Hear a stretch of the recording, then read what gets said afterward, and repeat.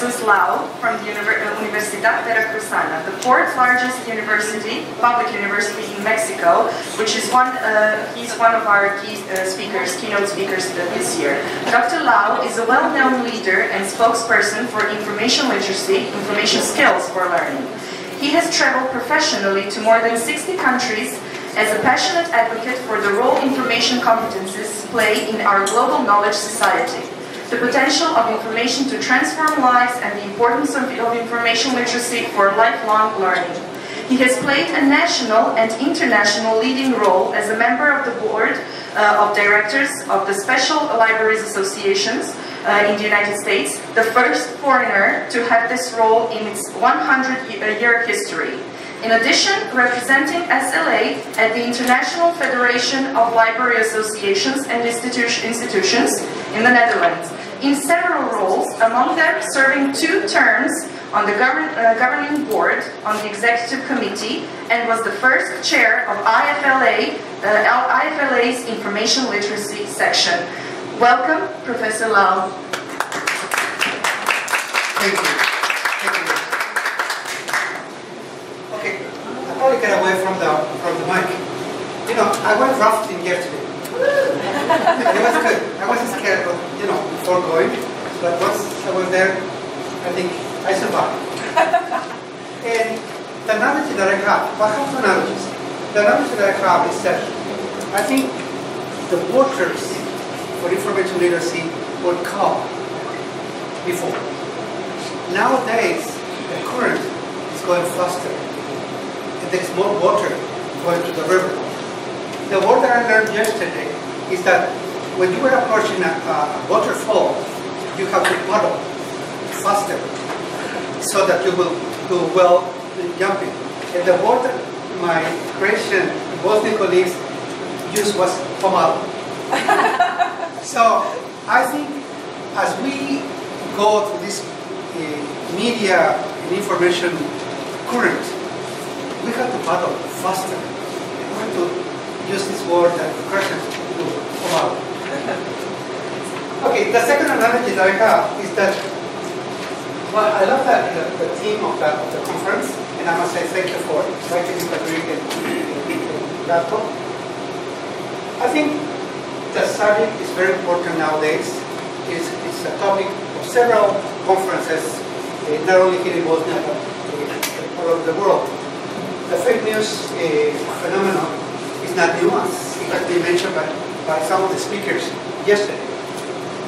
But finding the truth is difficult. I got this bag here. And imagine that the truth is somewhere here. The truth can be white, can be paper-based, can be green, can be sour. So, finding the truth is difficult. It can be bitter, sweet. It may have several shapes. How can we help the students to have the proper learning to identify the truth? Truth is difficult because truth is a relative term. Every one of us has a truth. But we have to learn how to identify, how close to the truth people are when we talk to them, when we read an article or a journal. Okay. So my objective today is to reflect on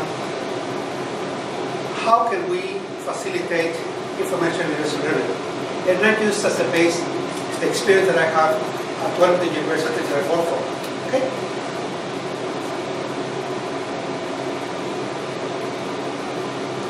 Okay, the subjects are basically, I'm going to talk a little bit about truth. The time isn't that much, but I'll be focusing mainly on how to design an information literacy course, a media information literacy course.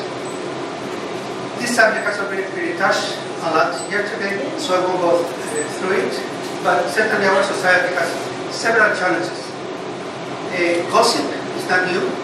Gossip has been with us since the advent of civilization. But nowadays, everything is faster, quicker, and wider. The new digital developments, all these social networks like Facebook, Twitter, Google, YouTube, information is more centralized, more than ever. So now it's easy to gossip, with people who must be here in Bosnia or in an African country or Latin American nation. However, I should mention something. Most of the information that we get through this social media has several elements of marketing. And marketing nowadays is more scientific than ever. They normally know how we think and how we feel. Most of the marketing that we get, most of the news appeal to our feelings, and our feelings are more difficult to manage. Here are some statistics that you probably don't have to analyze that much, but basically the world is going digital quite fast. There is still a big gap in the world, but most parts of the world have access in certain ways, sometimes limited, and sometimes full access to the internet.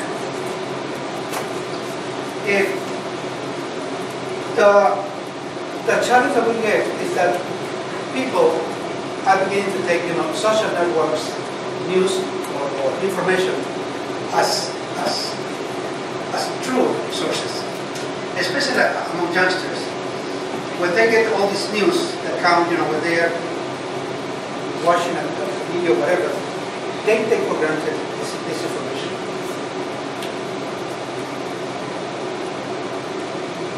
Now, how can we contribute to the learning? There are obviously different scenarios.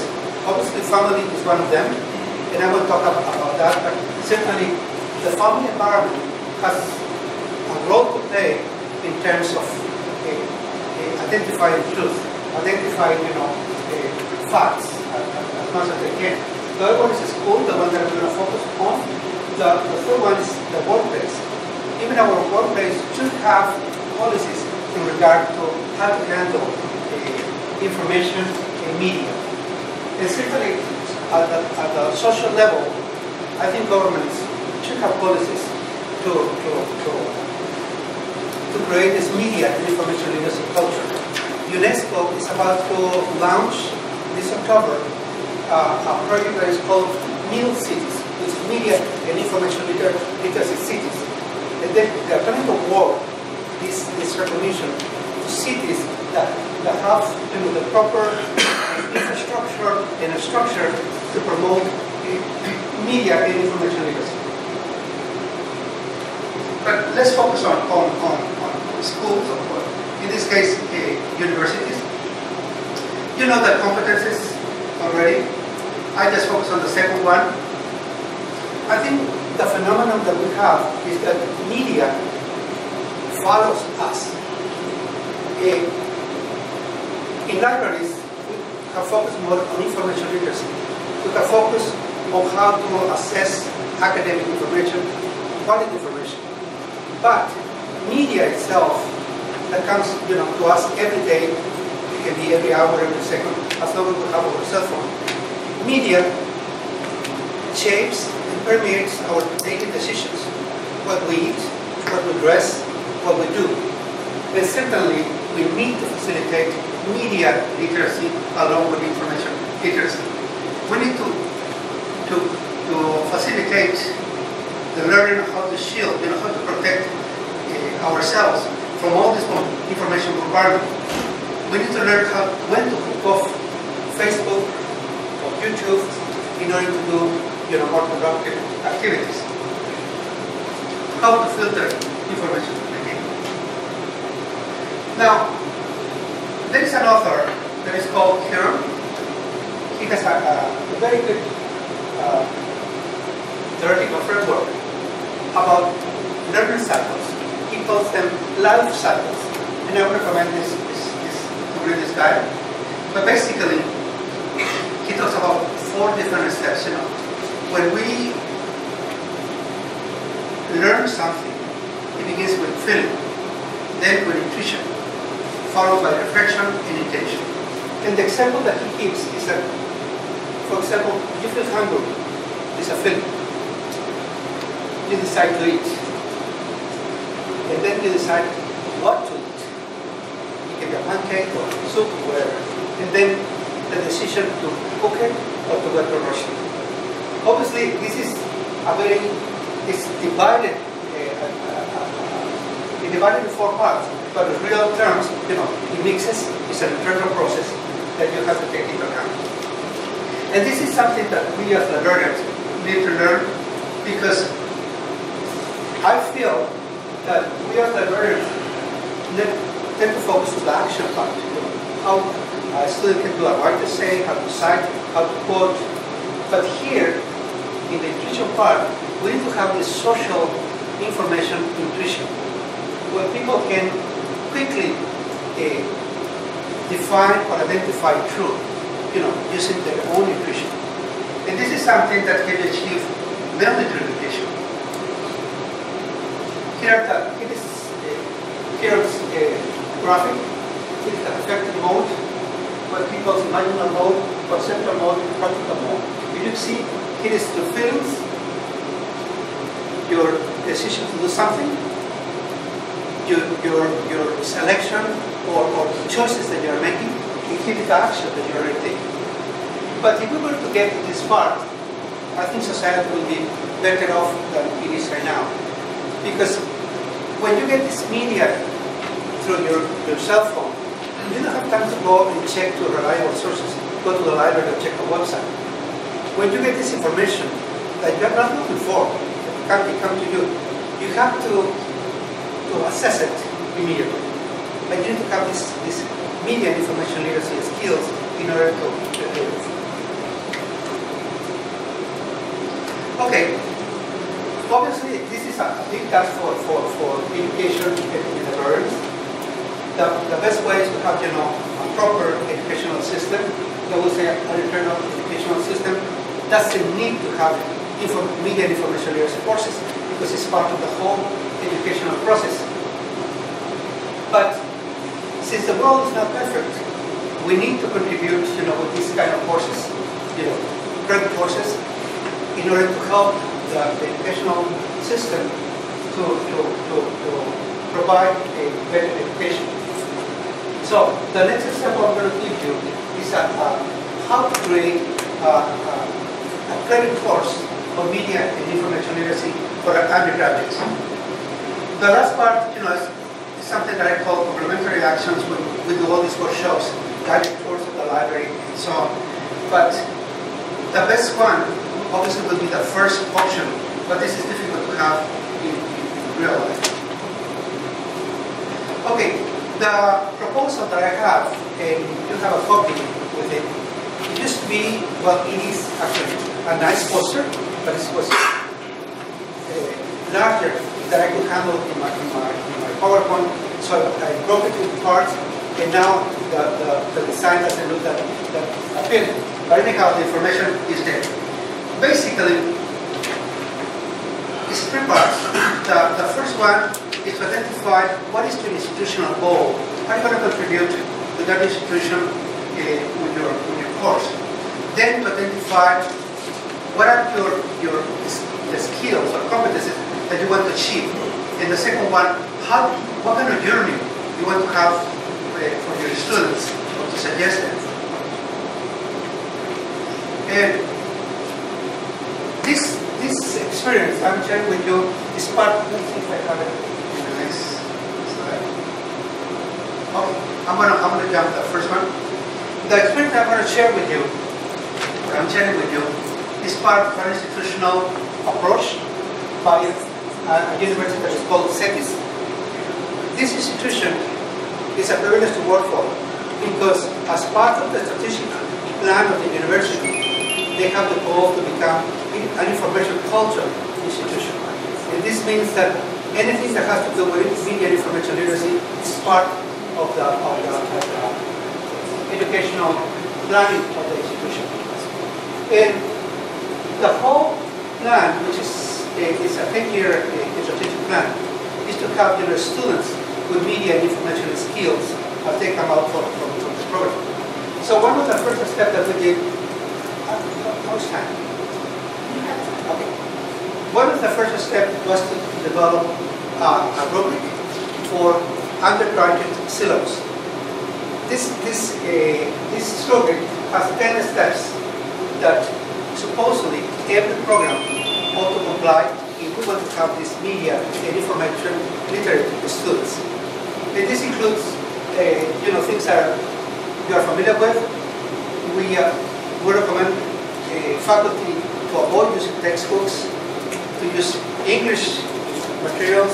It has to be up to date, that they have to request at least one essay during the course, that they have to comply with the APA standards, and so on. There is a paper published at ESO, I think about 2 or 3 years ago, with a full rubric. And it's quite good because it guides professors on how to create this environment in their own classes to provide the information and skills that the students need.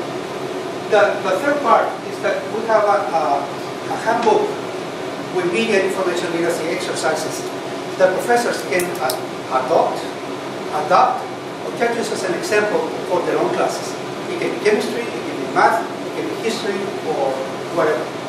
The handbook, it's on a website of the university, where we're hoping to get it published by the end of the year. And hopefully I'm going to get it in 2 years in order to share it with the international community.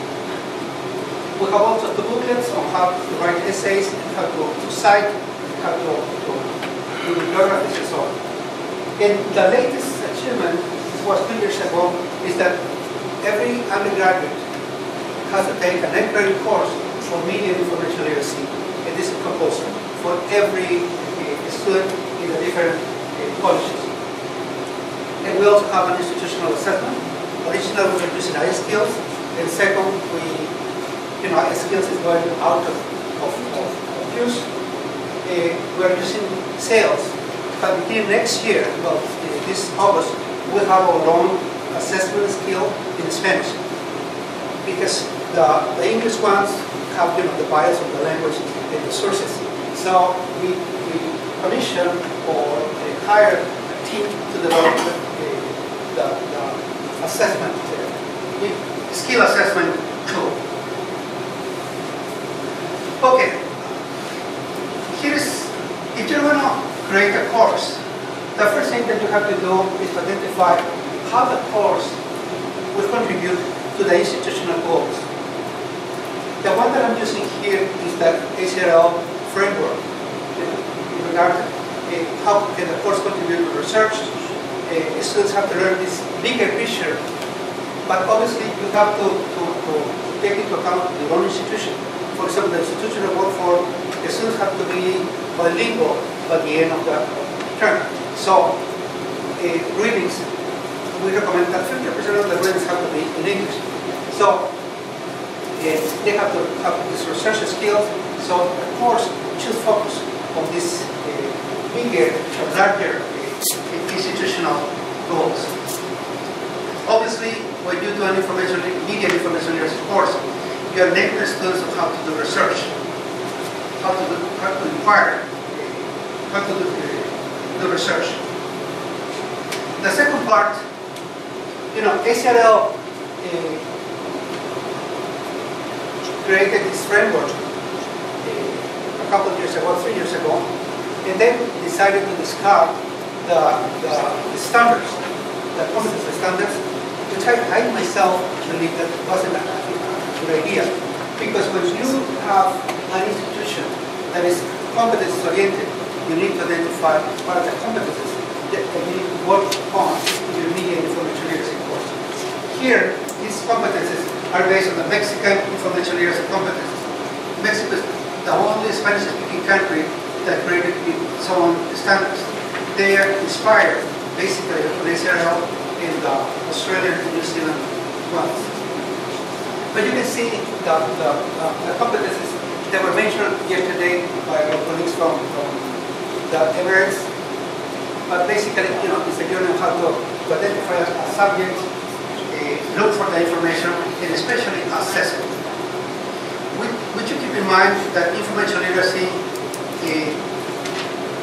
it's between research methods, or maybe informed research methods, and writing.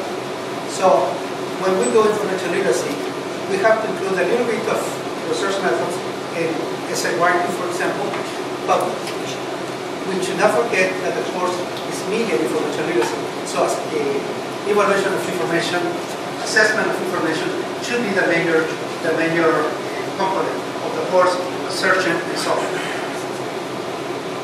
The course flow. The course flow is similar to the one that you may have. Basically, the students have to identify a topic that is relevant to them, usually a topic that is, it can be from another course. Then learn as a second step the principles of intellectual property and so on. And we take them to a journey where they learn the different steps in order to develop this media information skills. That concludes with publishing a paper on Wikipedia, so they can have this real feeling that the paper can be rejected, that can be criticized by others, and so on. Conclusions. I believe, that life is dialectic. We need to have a day, a travel day like today. We still have to have a night. So, our digital society has the benefits and the negative impacts of this media and information explosion. What we have to learn, we have to do in our library position is to enable the students to take the best of this digital society. And I think libraries have a more important role than ever.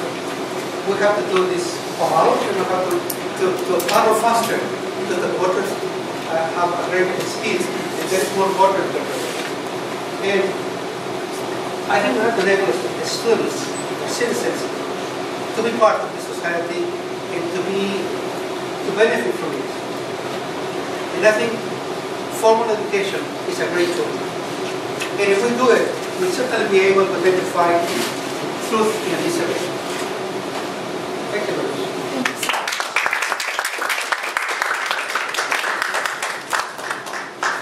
Thank you very much, Dr. Lau. And now we're starting with questions. If there are any questions, okay, Melanie. Okay, so a lot of us would like to be able to publish our worksheets and tools, but it seems like almost as soon as you've created a nice worksheet, it's out of date. What do you plan to do to try to keep those materials up to date for publication? Even on the website, we can't keep it fresh. Well, for example, the handbook of exercises is an open source. People can adjust it, can change it, can update it. Obviously, we keep track, in anything of the materials. In the case of the course outline, normally there is an annual review. For example, I'll be doing a workshop this July for all the professors or lecturers who do media information legacy, chapter of the course. And we are not using the same materials that we used last year, because some things have already changed. The examples we give are different. We don't change the whole thing, but we are done.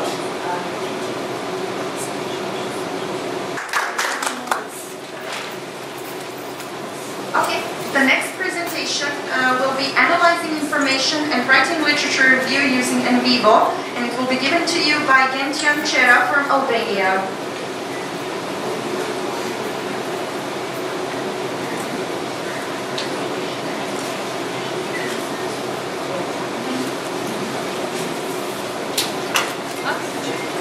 Hello everybody.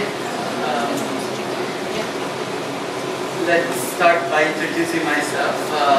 Beside the name, Gentian Chera, I'm a PhD student in Czech Republic. I'm focusing in the relation of finance and businesses. And my presentation title is Analyzing Information and Writing Literature Review using Wbilc. It's a software, computer software, and I'm focusing on gender role, on entrepreneurial intention. I will follow this content in my presentation. I will start by saying something about the introduction and the motivation of this research, and following with methods and procedures, writing or showing how to do it in vivo, and some final remarks. Scholars in general are required to do a literature review before they start conducting their research, to find the gap and to find some supports for their relations and concepts and so on. But analyzing and writing literature review is not that easy, not because of lack of information, but mainly because of enormous information that is available in contemporary times nowadays. This leads to the need of developing and using professional computer softwares that help scholars on analyzing information. And furthermore, so I think it's more clear now to state the aim of this presentation, that is how to analyze information and how to write literature review using vivo computer software by facilitating the work that should be done by scholars.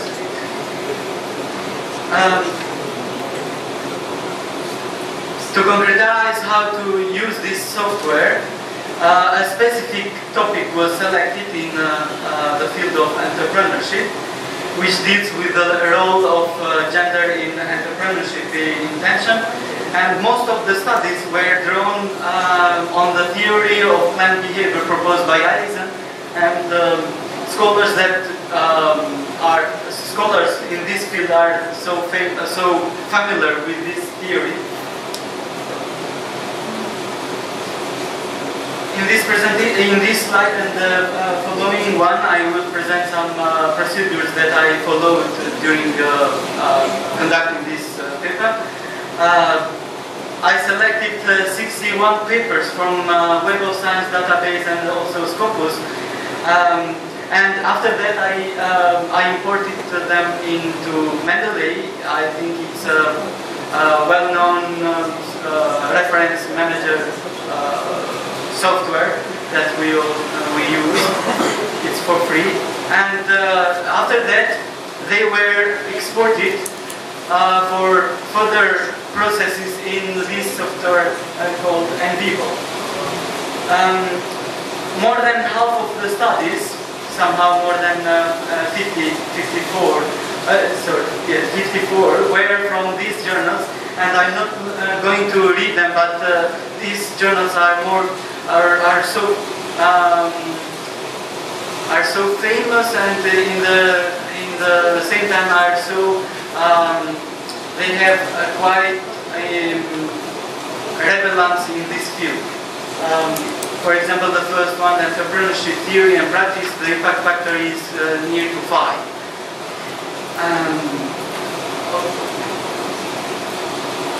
Some remarks about computer software. There are several computer software available that scholars can use to analyze information through that analyzing literature review. But 3 best ones are, according to website, are vivo, atlas.ti, and maxqda. And furthermore, I feel somehow happy that this article was presented last year, and in that paper were introduced how to use 2 computer softwares by, and one of the co-authors is Professor Stepanovic. She is here.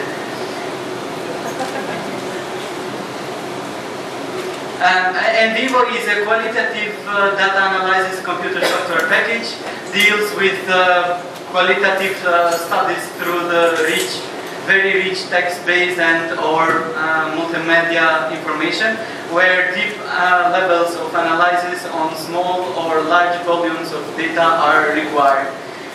NVivo allows the scholar to analyze and share the results, relationship and patterns within the data of the selected articles by creating a visualization of what you want to find.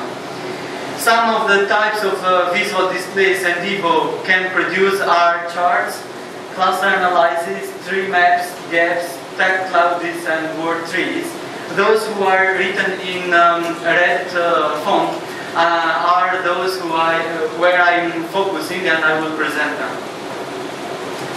First thing, how to import articles, outputs in NVivo. NVivo can recognize format in written form like bibliotext or RISE, XML, etc. So we have to use maybe NVivo, but NVivo is not for free, Zotero or other software. I prefer to use Mendeley, so from Mendeley I selected them and now I export it to NVivo. The picture on the right shows a view, a print screen of the dashboard of the NVivo. And there are listed all the articles that I selected before. One of the most used options in NVivo is queries, which can be used for text search, word frequency, coding, and matrix code. If there are some other options, for example, analyze, and analyze have some other options that the scholars may use to go more deep in the analysis. But in this presentation I was focusing only in the queries, and those where I selected, highlighted before. The first query. These pictures tell us how to tell the story. It is when the scholars describe this tool, the text search query, they said it's the most useful tool how to tell the story. If the scholar wants to know how to write a sentence, he might search starting with a word or a concept, combining with two words. In this example, I searched only in 10 articles the concept gender differences, and I saw that how the other authors start and follow the sentence using this word. It might be a good starting point of how to write the sentence, comparing with the others. And I showed that the last line shows how to compute in how to run in NVivo. The second tool is most frequent query, and in the picture there is shown word cloud option. Thank you. I have to run maybe, because not just to. Okay. What is important with this query I like very much, it's a kind of visualization of the 30 most frequent words used in my dataset, 61 articles. And I see that the most repeated one is entrepreneurship, and then is entrepreneur. But please pay attention to the colors. They are not the same. The colors tend to say something for the scholars. And the closest color, the closest is the meaning of the word. For example, we see entrepreneurship and business. They are somehow near, the color is close to each other. And we see entrepreneurial and we see theory or intention. So the authors in my dataset use entrepreneurial close to the other concepts. And this is tree map. I like very much this one because it shows two important information. First, how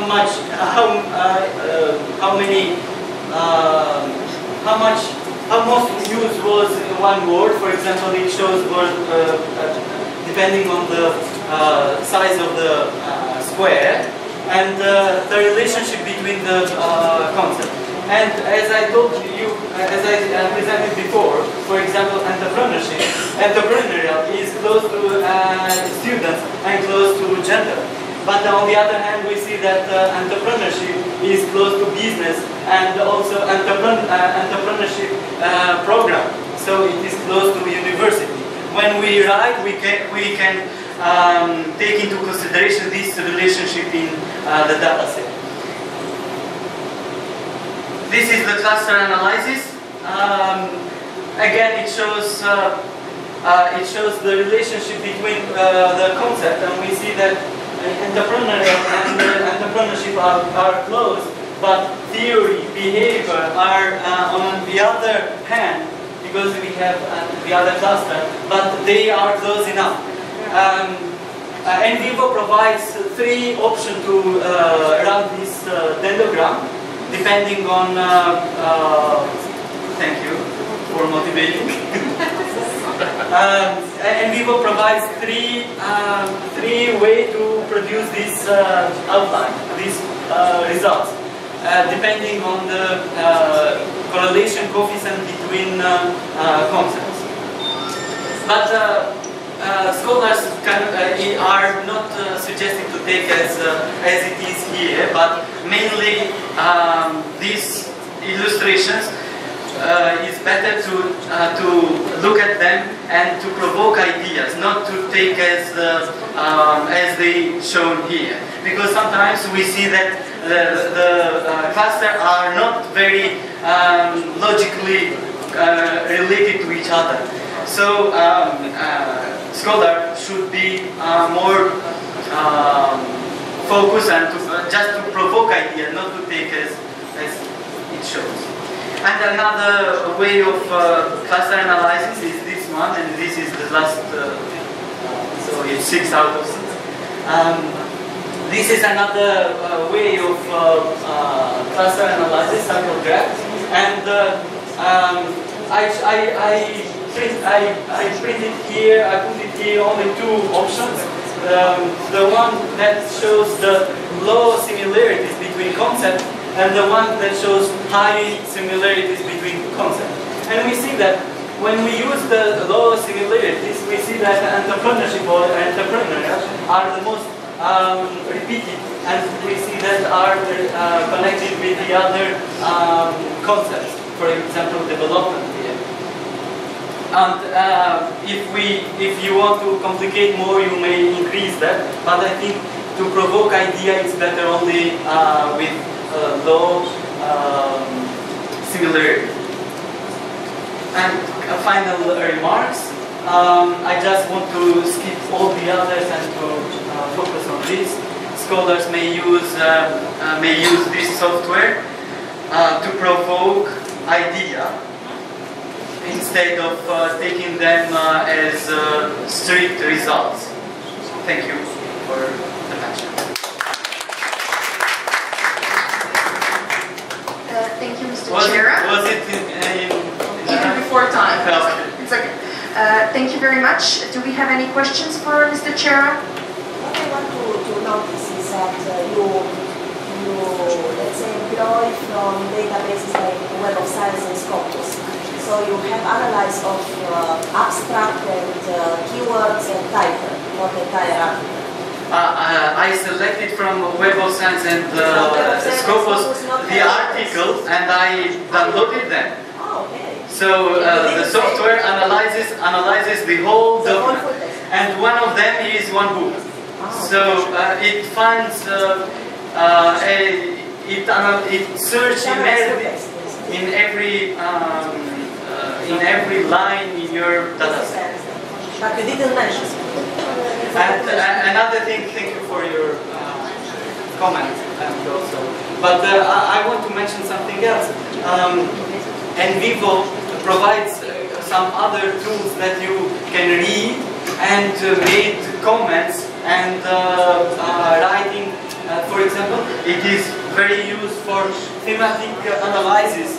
If you are interested for qualitative research, thematic analysis is the basic one, and gradient theory is more complicated. So researchers who deals with qualitative research might find this software very, very, very useful, because they have to look at the data and to formulate the theory. It's the opposite of deduction approach. Thank you very much. Any other questions? Okay, thank you. Thank you so much, Mr. Chair, for your presentation.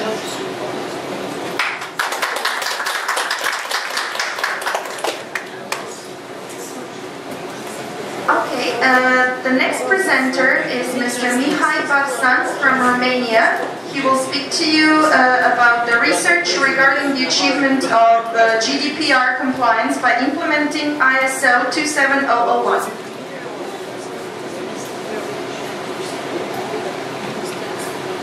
Good morning. It's my first time in Austria, and it's my first time at the Western Markers Information Literacy Conference.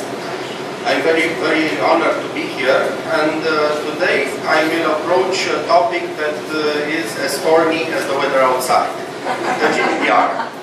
So, as you all know, the GDPR, also called the General Data Protection Regulation, became effective this year on the 25th of May.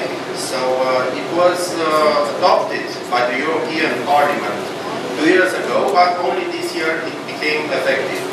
And the GDPR lays down some rules relating to the protection of natural persons with regard to the processing of personal data.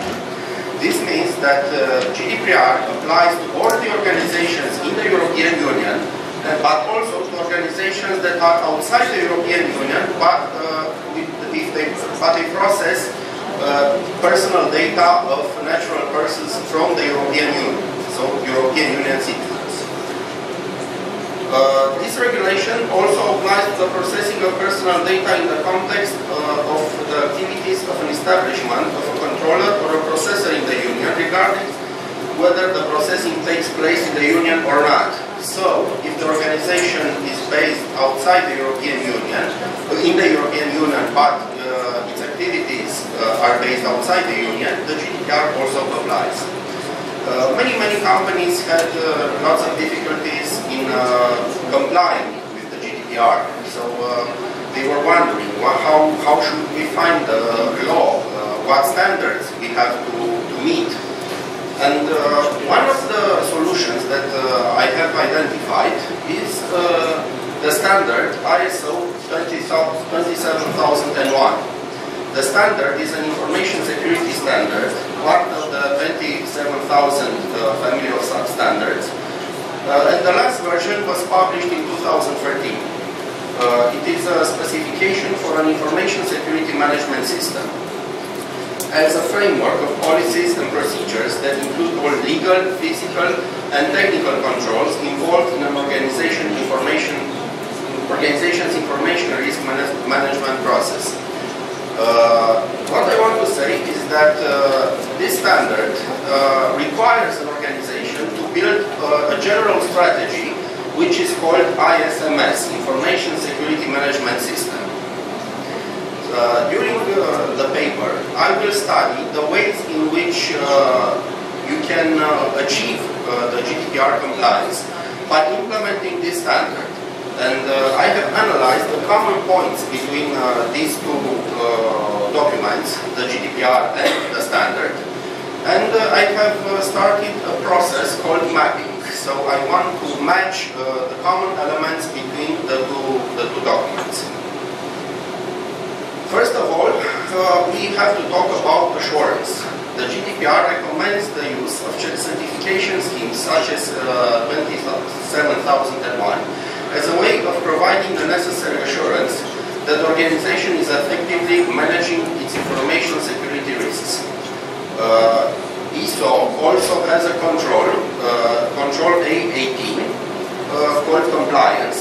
requires the identification of applicable laws and regulations, intellectual property protection, personal data protection, and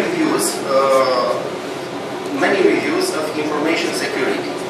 What I have forgot to mention is that the standard is structured in 14 controls. They are starting with control 5. There are no controls from 1 to 4. It is starting with control 5 until control 18, and it also has in its main body some clause.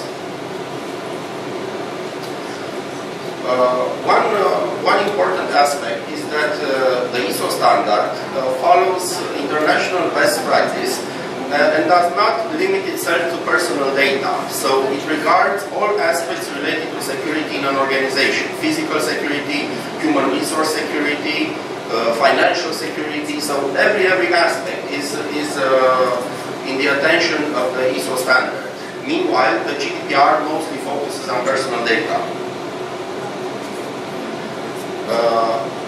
So the GDPR in Article 5 specifies the general principles for data processing, and it is the organization is supposed to do its best to ensure the protection against unauthorized or unlawful processing, accidental loss, destruction, or damage.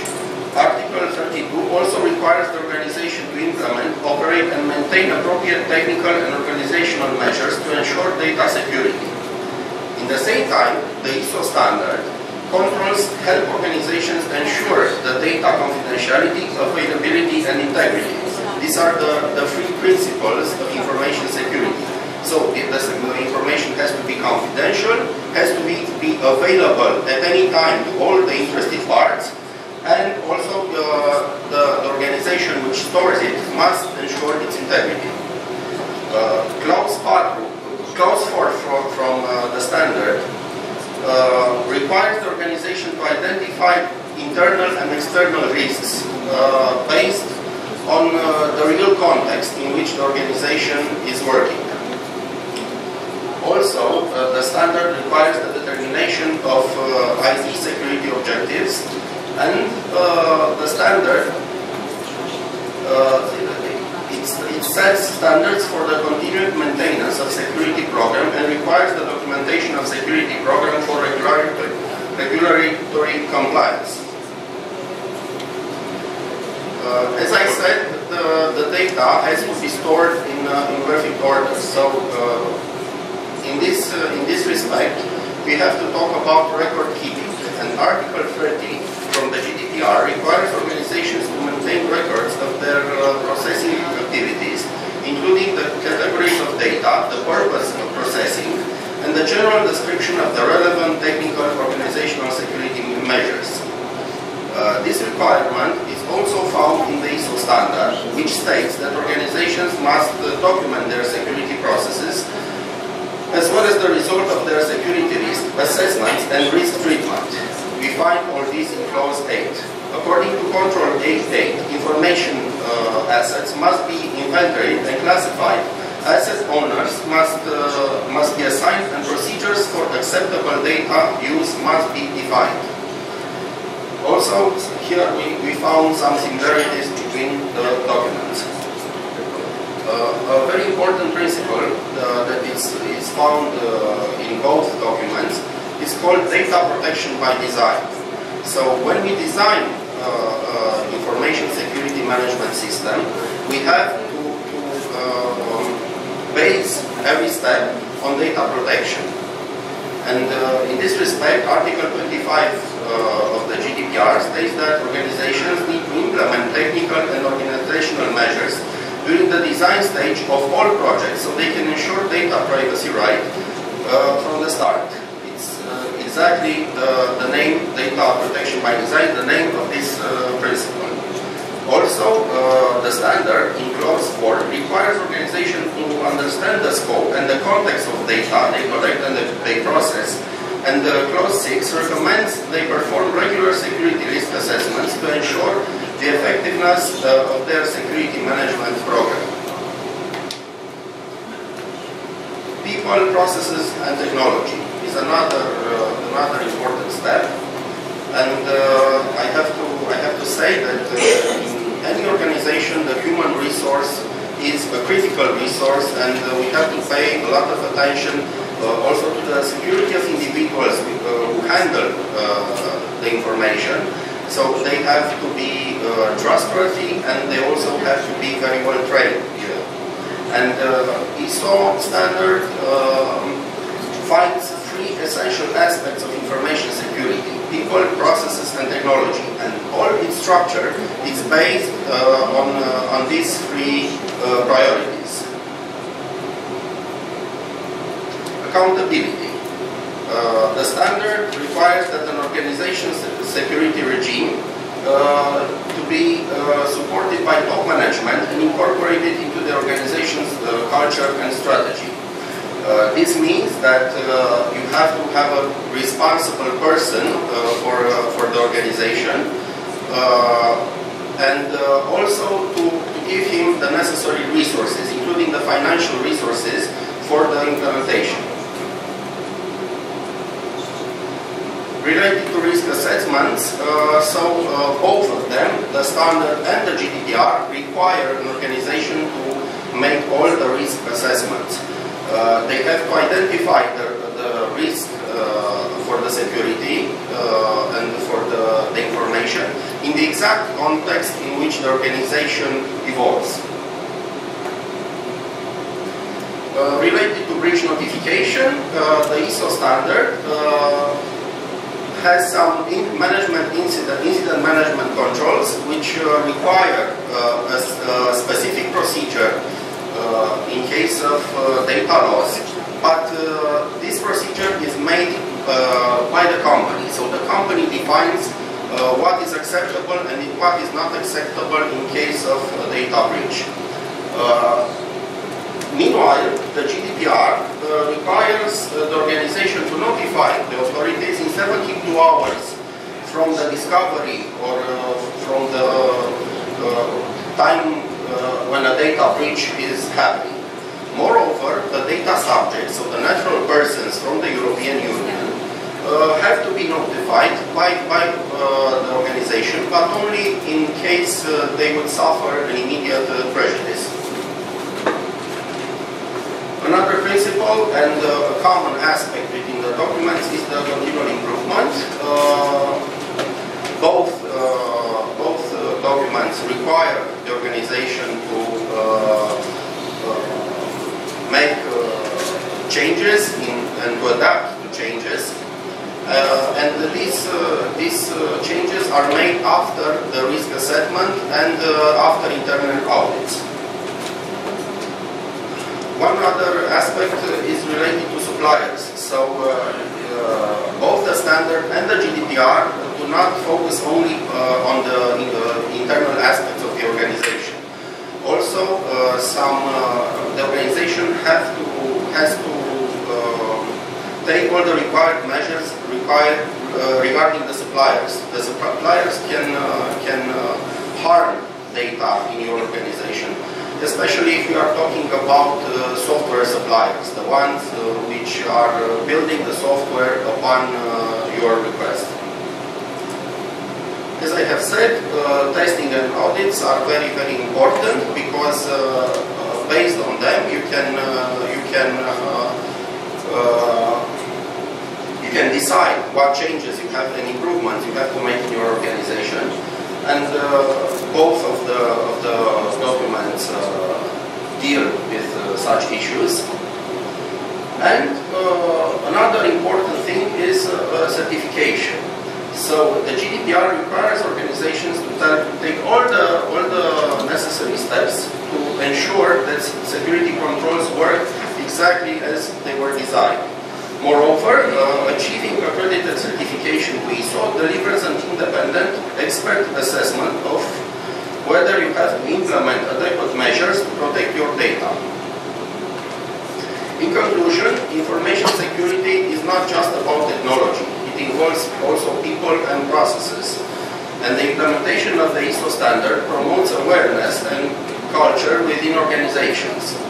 But we have to say that some essential requirements of the GDPR do not find a direct correspondence in the ISO controls, such as consent of individuals, which is a basic element in the GDPR, my consent for my personal data to be stored and to be processed, fair processing, minimalization of processed personal data, so the organization has to stick strictly to the personal data that it needs for its own purpose. The limitation of storage, so the organization has to delete the data after it processes it. Legitimate interest in supporting the rights of data subject to access, rectify, erase, and transfer data. So these aspects, as I said, are not included in the ISO standard.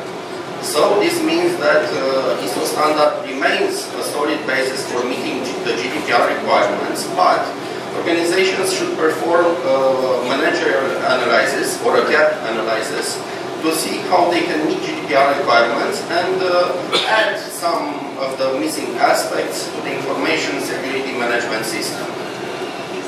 Thank you very much. Hope I got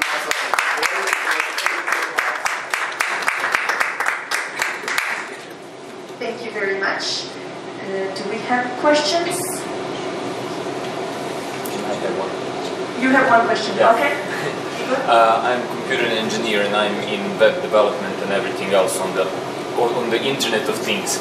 So one question would be, GDPR has come in light of all the breaches of great companies, Facebook and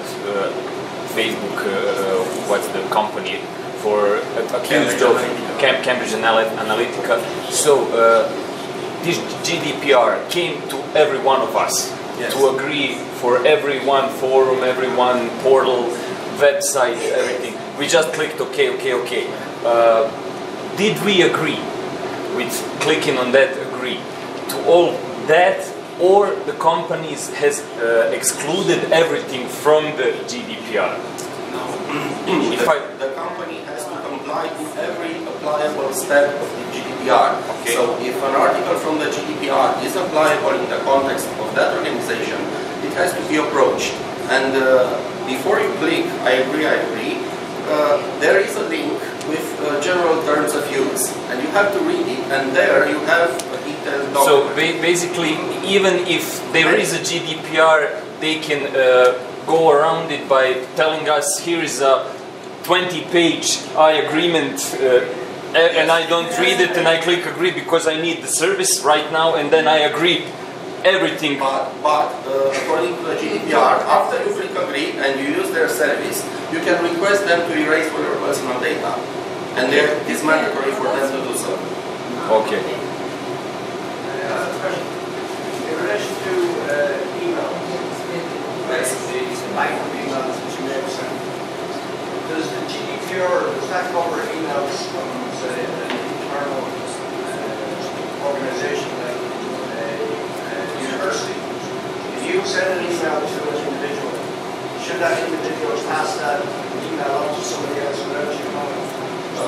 Actually, this is not stated clearly in the GDPR, but in my opinion, as a legal practitioner, I consider that the email, it depends on the content of the email. If the email contains strictly professional information or information belonging to the university, the law applicable is the one regarding intellectual property.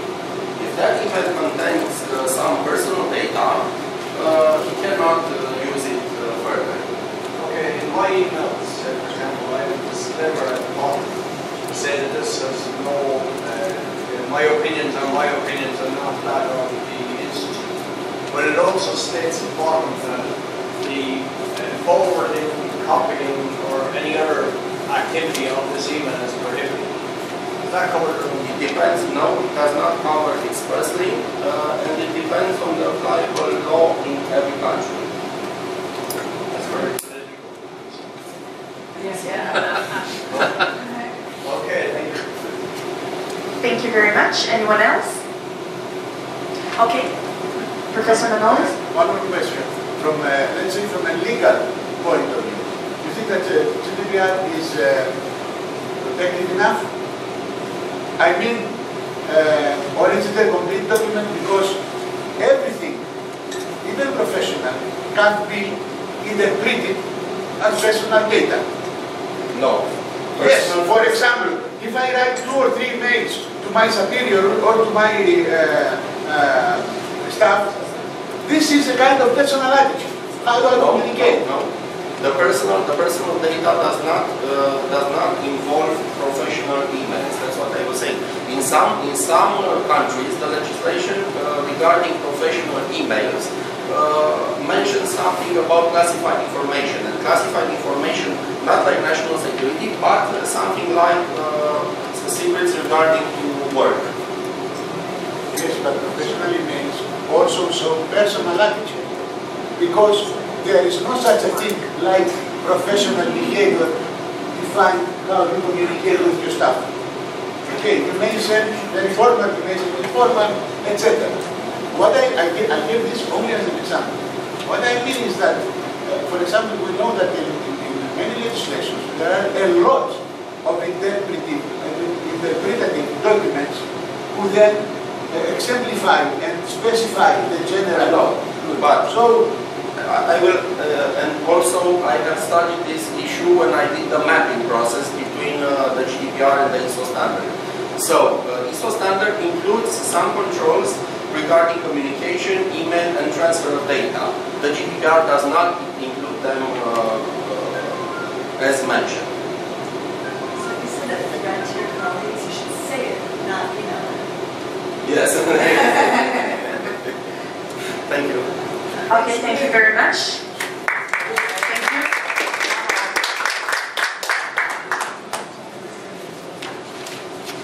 Okay, the next presenter you already see, so I don't have to say much, but this is Mrs. Melanie Wood, and she will present to you information literacy outside the classroom.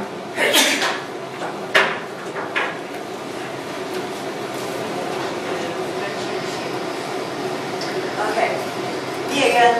Alright, so luckily I have 20 slides and about 8 of them were done yesterday by my colleague, because we always have to give a little introduction to Planet Dubai. But you guys know where we're from, what we're doing. I'll skip over that stuff. What I'm going to talk about as far as what we do for instruction, I'm not sure if you guys have heard these terms about library outreach, if you have that sort of thing where you have to go participate at your university, show them who you are, become, more human. Student engagement, extracurricular, library participation, concierge library service. Has anyone heard that? It's corny, but I've heard that at a couple places I worked. Personal librarians, knowledge mentor, lifelong learning consultant. There's a lot of things that they expect us to be doing other than teaching information literacy classes.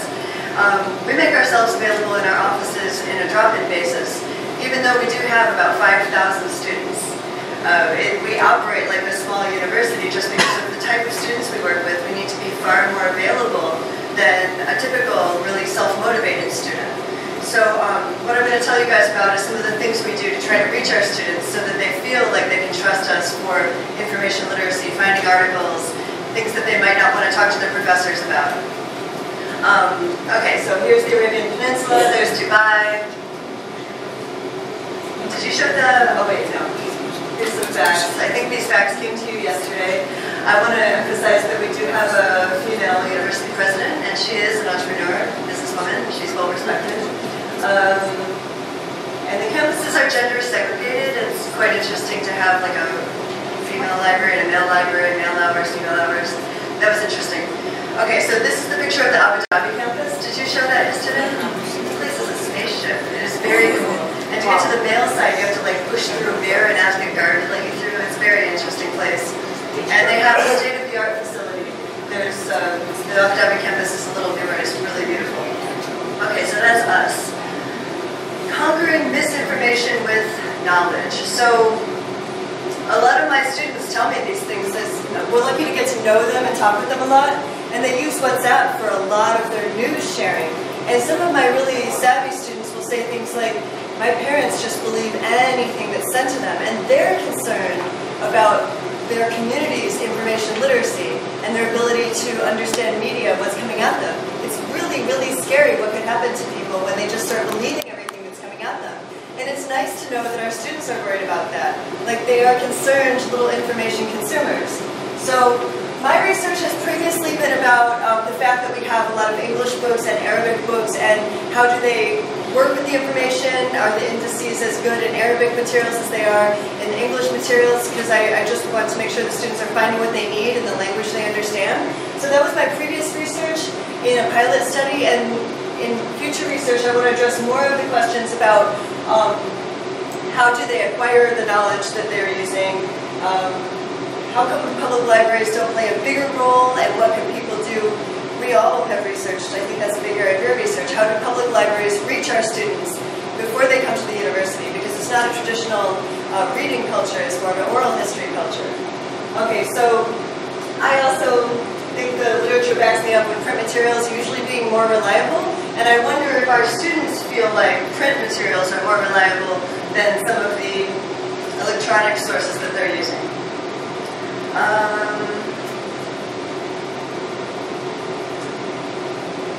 Okay, I thought it was important to add our vision statement just because it does speak to what we're trying to do with our students. The ZU Library, people and places inspire intellectual curiosity. We try. Our resources empower scholars to discover and create new knowledge. That is our vision. So then our mission is to provide excellent services, access, and collections to support the curriculum and the research needs of the community. We cultivate graduates who are qualified to be leaders in the nation's knowledge economy, and I feel like we do that. We actually get a lot of alumni. Like our students, we mostly work with female students. Our students will graduate, and when they go to their job, they're business people, they're working in the community, maybe government jobs, and they come and use our collection. And it's so funny that they don't even realize that their workplace has the same books. We let them know about what their workplace libraries offer. We're still engaged with them even when they become the people who are running the knowledge economy. They're making money off of what they know. Tourism. A lot of it. Okay, so we do the typical. We go to the classroom, we have the 120, which I don't have to tell you about. It's our introduction and service learning class where we teach them basic information literacy. It's usually a type of point of need thing when they come to us and say they need something. We don't have like so much of the threshold in place because the curriculum is constantly changing. So what we're trying to do with innovation is do more personalized information literacy and help them by being their knowledge mentors. The follow-up meetings and outside the classroom engagement I feel are far more valuable, and I'll show you 3 ways that we do this formally. So the 3 ways are engaging with them through undergraduate research, which I guess a lot of people do, that's standard. Then we have peer-assisted learning, that's our tutors. We have research pals that we teach to be little research liaisons. And then student club faculty advising. I'm involved in a few different clubs, and that's a way to sort of like make little student allies. Okay, so here's a picture of some of our pals. So we call them our pals, research pals. And these students are adorable because they end up wearing their little badge saying that they're a pal. And that shows other students that they're the person who knows about the classes, that they're a tutor, they're willing to be a guide to someone who might not be as comfortable in the university environment. I think you have to have a certain grade, point average to be one of these. And I always feel happy or lucky when there's one of these in my classroom, like when you drop in for a session, because they're usually well-versed in library resources. So I use them as a plant. I'll say, hey, what database do you like to use? And then it's just interesting to see that they have a favorite database, and it shows the other students, oh, the library is alive. It's something that people use. So these pals are given several sessions. I want to say it's like 10 over the course of a year of intensive training with library resources. I swear to God, they know more about some of the databases than I do. It's lovely. So it's nice to have them planted in the classroom. They're resourceful people. Okay, it's embarrassing because it's a selfie, but I'm involved in the equestrian club, and this woman here happens to be a friend of mine, but she's also a well-respected associate professor.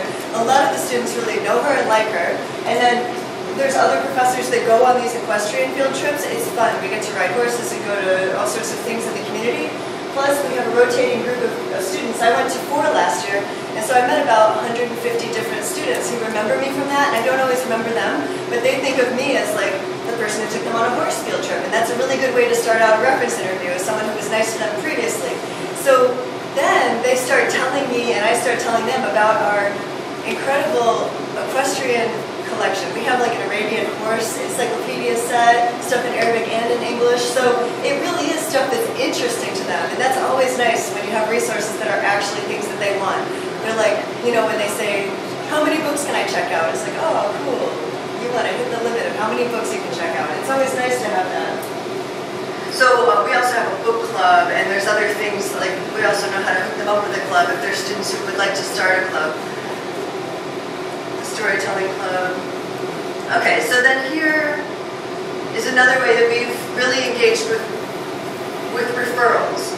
We happen to know what all the faculty are researching, and then we know what the students' like little research interests are. There will be girls who are into computer science, but then they have an interest in social work, which we don't have a social work program, but I know what professors' backgrounds are social work. Like we have this, we know what everyone's thinking about. So I've hooked up many students with the program where they can actually get paid to be someone's research assistant. That's not a traditional thing for them. Our students are typically first generation university students, so they need to have that sort of connection, like, oh, someone will pay me to do the things I'm interested in? Like, yep, you can make a whole career of it. It's nice to put those connections together. I wasn't involved with these students, but it's a good picture of our undergraduate research where they're actually going to conferences and publishing and getting involved in things that are intellectual. And then, of course, I told you guys all about the living library. That did get a lot of nice things going with people in conversations, getting to know who is here doing what. We're not just all walking around on our cell phones all day. We actually do things that use our minds. Okay, so the challenges going forward for us is we need to figure out how to improve the collections and services to make them more vibrant, to make them connect to the interests of the students. I would like to know personally, how is lifelong learning going to happen with these students? I really feel like, you know, these 4 years might be the most that they're ever really working hard, and then they're going to go off and live their lives. I hope they continue to be people who are intellectually curious. And the whole issue with them having to operate in English as a second language settings, and then when they go to work, they're going to feel more comfortable in Arabic. I wonder how that contrast will affect them. So these few things that are coming up in the future of the UAE, actually this isn't the future, that's already happened. The Bihać Museum is really nice. They have a library collection, and this is the case where like they have the books right there, and people who worked at the Bihać Museum, they came and checked our books out, and I said, did you know you guys actually have them? And they said, no, I didn't know we had such a nice library. So then they went and checked out their own library there. But this is the way that they're sustaining their, this is like their local history museum, their culture museum, I think it's Union, the state of the UAE Union. It's a beautiful building too. We have cool architecture. Here's one that's kind of funny. It's really going to look like an open book. It's being built over there by Festival City. Have you seen it? It's a huge book, and it's supposed to be the largest. They're pretty much competing with the Library of Alexandria. They want to be bigger than that. They just want to be bigger. It's not yet finished, but they're on the way to making that a really interesting, beautiful place. There's a train that goes there. And this one is right across the street from my apartment. They're building this big thing. I don't know what the word for the lips is. The Museum of the Future. So that's what they're focused on a lot, is the future. And I guess they're going to have exhibits that show what's going on in their intellectual and business future. I imagine there will be a library there. So that's the big things that are happening in the UAE. Any questions?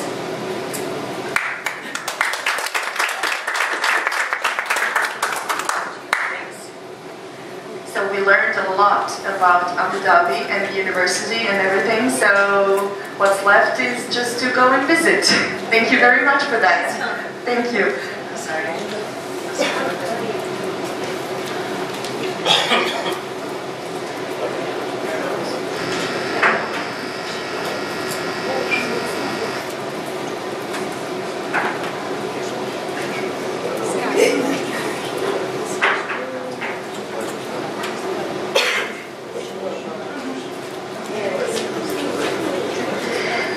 So while we're waiting for the computer to be prepared, I'm going to say a few words about the next presentation. It has been made by so many people from different countries, which is wonderful. The people who worked on it are Eli Georgiadou, Harinder Rahanu, J. Adam Edwards, who will present it by Skype, Vanessa Hill, Nawaz Khan, and they're all from England. Then Kerstin Siakas from Greece, Claire McGuinness, Padre Kirby, and Gerald Kavanagh from Ireland, and Ratko Knežević from Bosnia and Herzegovina. The topic is fake news and critical thinking in information evaluation. Hello. Okay. Good. First of all, I would like to welcome you and pass our best regards to Ellie, Nawaz, Arjinder, and the other guys. So we are ready to hear your presentation. Please go. Okay, thank you very much indeed. And hello everybody in Bosnia. My apologies for not being there in person. I'm coming live from one of the teaching rooms in Middlesex University, Shepherd Library. Middlesex University is in the northwest of London, for those of you that don't know us. I'm Adam Edwards. I am the Library Liaison Manager for Law, Science, Technology and Collaborative Partners at Middlesex University. My expertise is in the practical applications of teaching, of critical thinking and things like that. So, okay, collaboratively we put together this paper, Fake News and Critical Thinking in Information Evaluation, and you can see the list of authors on the screen, and obviously a lot of the detail of this is in the actual written paper, which you'll see in the conference output. So I'm going to give you a flavour of things as I go along. So I'm going to start by talking about the era of post-truth and some of the implications of that. The challenge of developing critical thinking and that as a competency, and then a bit on the case study, which is what we do at Middlesex, and then looking at what is practice in some of our colleagues' institutions. And I should at this point say, obviously, the slides were put together by Ellie. Ellie had hoped to present this to you, but unfortunately is having massive technical problems with making her internet connection work. So I'm afraid you're getting me as a substitute, but I will do my very best. Okay, so post-truth. It's a post-truth era. We are constantly bombarded with news. It's fabricated, distorted and massaged. In the last week we have seen in the United States the business with the children who are being taken away from their parents as they cross the border from Mexico into the States, and one of the right-wing commentators saying that the children in the news footage were played by actors. So we're seeing that on the global scale at the moment. And so this has become to be known as fake news. I think we're all familiar with that. And that has huge ethical implications. The danger is that people are appealing to emotion and belief rather than fact, and people are swayed by that. I'm certain that was the case during the Brexit referendum in the UK. Truth is absolutely central to what we do. And so if we are lying and falsifying evidence, that means we don't have a basis for communication. It really, really matters, obviously. There's also a huge issue around intellectual property. The misappropriation of intellectual property, again, is a form of manipulation because you're passing your work off as your work when it's somebody else's. And that's a huge issue, I think, particularly in universities. I see it all the time from students, that they are completely unaware of issues around intellectual property, the fact that that matters. At the end of the day, copying stuff off the internet is okay, isn't it? And indeed, I witnessed my own daughter in her school. They're simply given they were given projects to do, go home, find things on the internet and copy them. So there's huge issues around that. And indeed, one of the things Ellie found, this Intellectual Property and Education in Europe study, nothing is there in curricula to warn people of the need to respect intellectual property. So there's big issues there, too. Fake news is a form of information pollution, of course. They're about sowing mistrust and confusion, and they sharpen existing socio-cultural divisions. And we see globally now this problem of nationalistic, ethnic, racial, religious tensions being increased by some of this work, you know, with clearly global implications for that. So, how can we deal with this? Well, we need to raise awareness of the ethical issues, and we need to develop critical information literacy as a solution, and we're all taking steps in that direction. Now, the Council of Europe has produced this rather nice little diagram around information disorder, what is false, what is harmful, as a way of kind of just thinking about this. So you can see the Venn diagram there with false and harmful information, disinformation in the middle. So if I just go into that in a little more detail.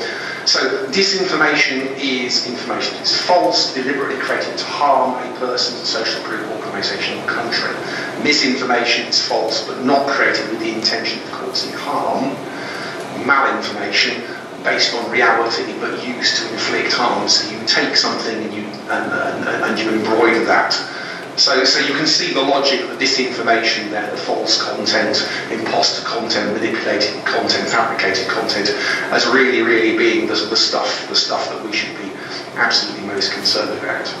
And so, when it comes to education and our students, it's of paramount importance, the ability to distinguish between the real facts, the fabricated stories, the rumours, the propaganda and opinion. So, critical thinking as a basic competency then is absolutely key. We have a proliferation of technologies, platforms and media. We have information in multiple formats, and it's imperative for everyone to develop those skills. So critical thinking is now widely seen as a basic competency akin to reading and writing skills which need to be taught. It's a skillful activity, and it needs to meet standards of clarity, relevance and adequacy.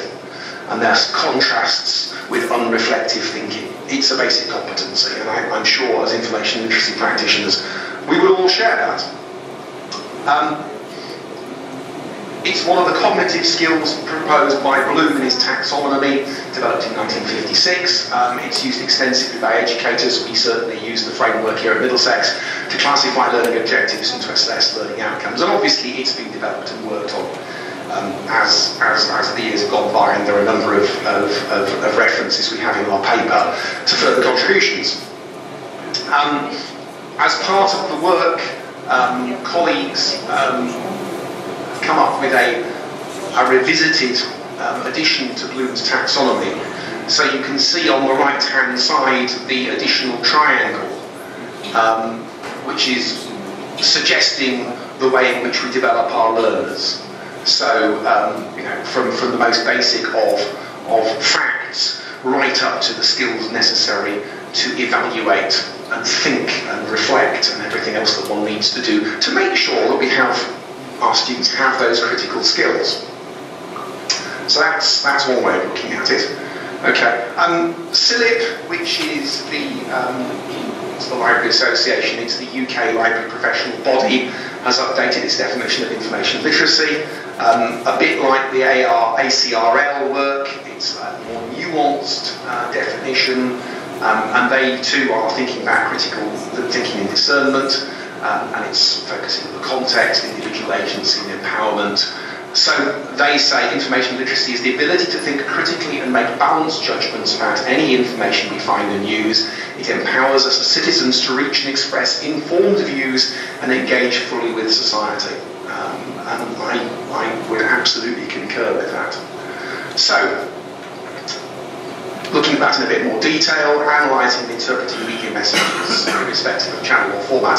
I find it very interesting these days when teaching students that actually their awareness of formats and media that we might take for granted, they're just web pages, and they don't get, well, that's a web page from one organisation, that's a web page from a quality newspaper. So there are issues there for us.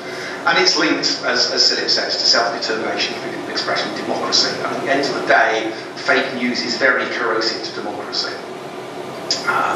It really matters. Okay, so global citizens, global digital citizens, suggested that part of this is asking questions, asking the right questions. You know, it's a bit like when librarians run a training session and we're saying to our students, well, how do you assess the usefulness of a journal article? You know, is it current? Who's the author? Is it relevant? What's the provenance? Well, you know, we're adding further questions here. Who's benefiting from presenting the information in this way? Who is it harmful to? Is that being done for good reasons or for bad reasons? How can we counter it? What problems does that create? Is it acceptable? All sorts of questions that we need to get our students to think and ask about. which will be good for them in the future. So,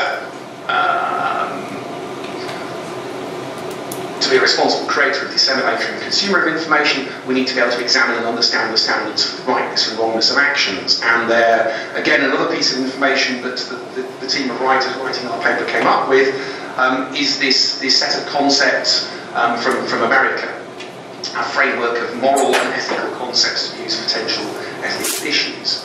And there's a list of them here. Now, as an example, so these are things to think about when looking at information.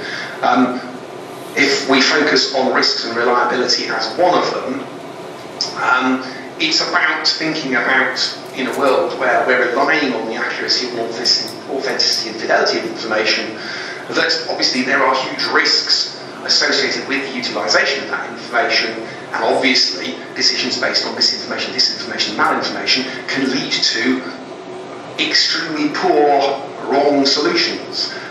One is reminded of the Gulf War, when there was an assumption made that there was a 45-minute time schedule for the launch of various missiles, allegedly, which turned out to be utterly bogus. But a war resulted from that. I mean, you know, it doesn't get more serious than that. So, frames of reference, ways of thinking about things matter.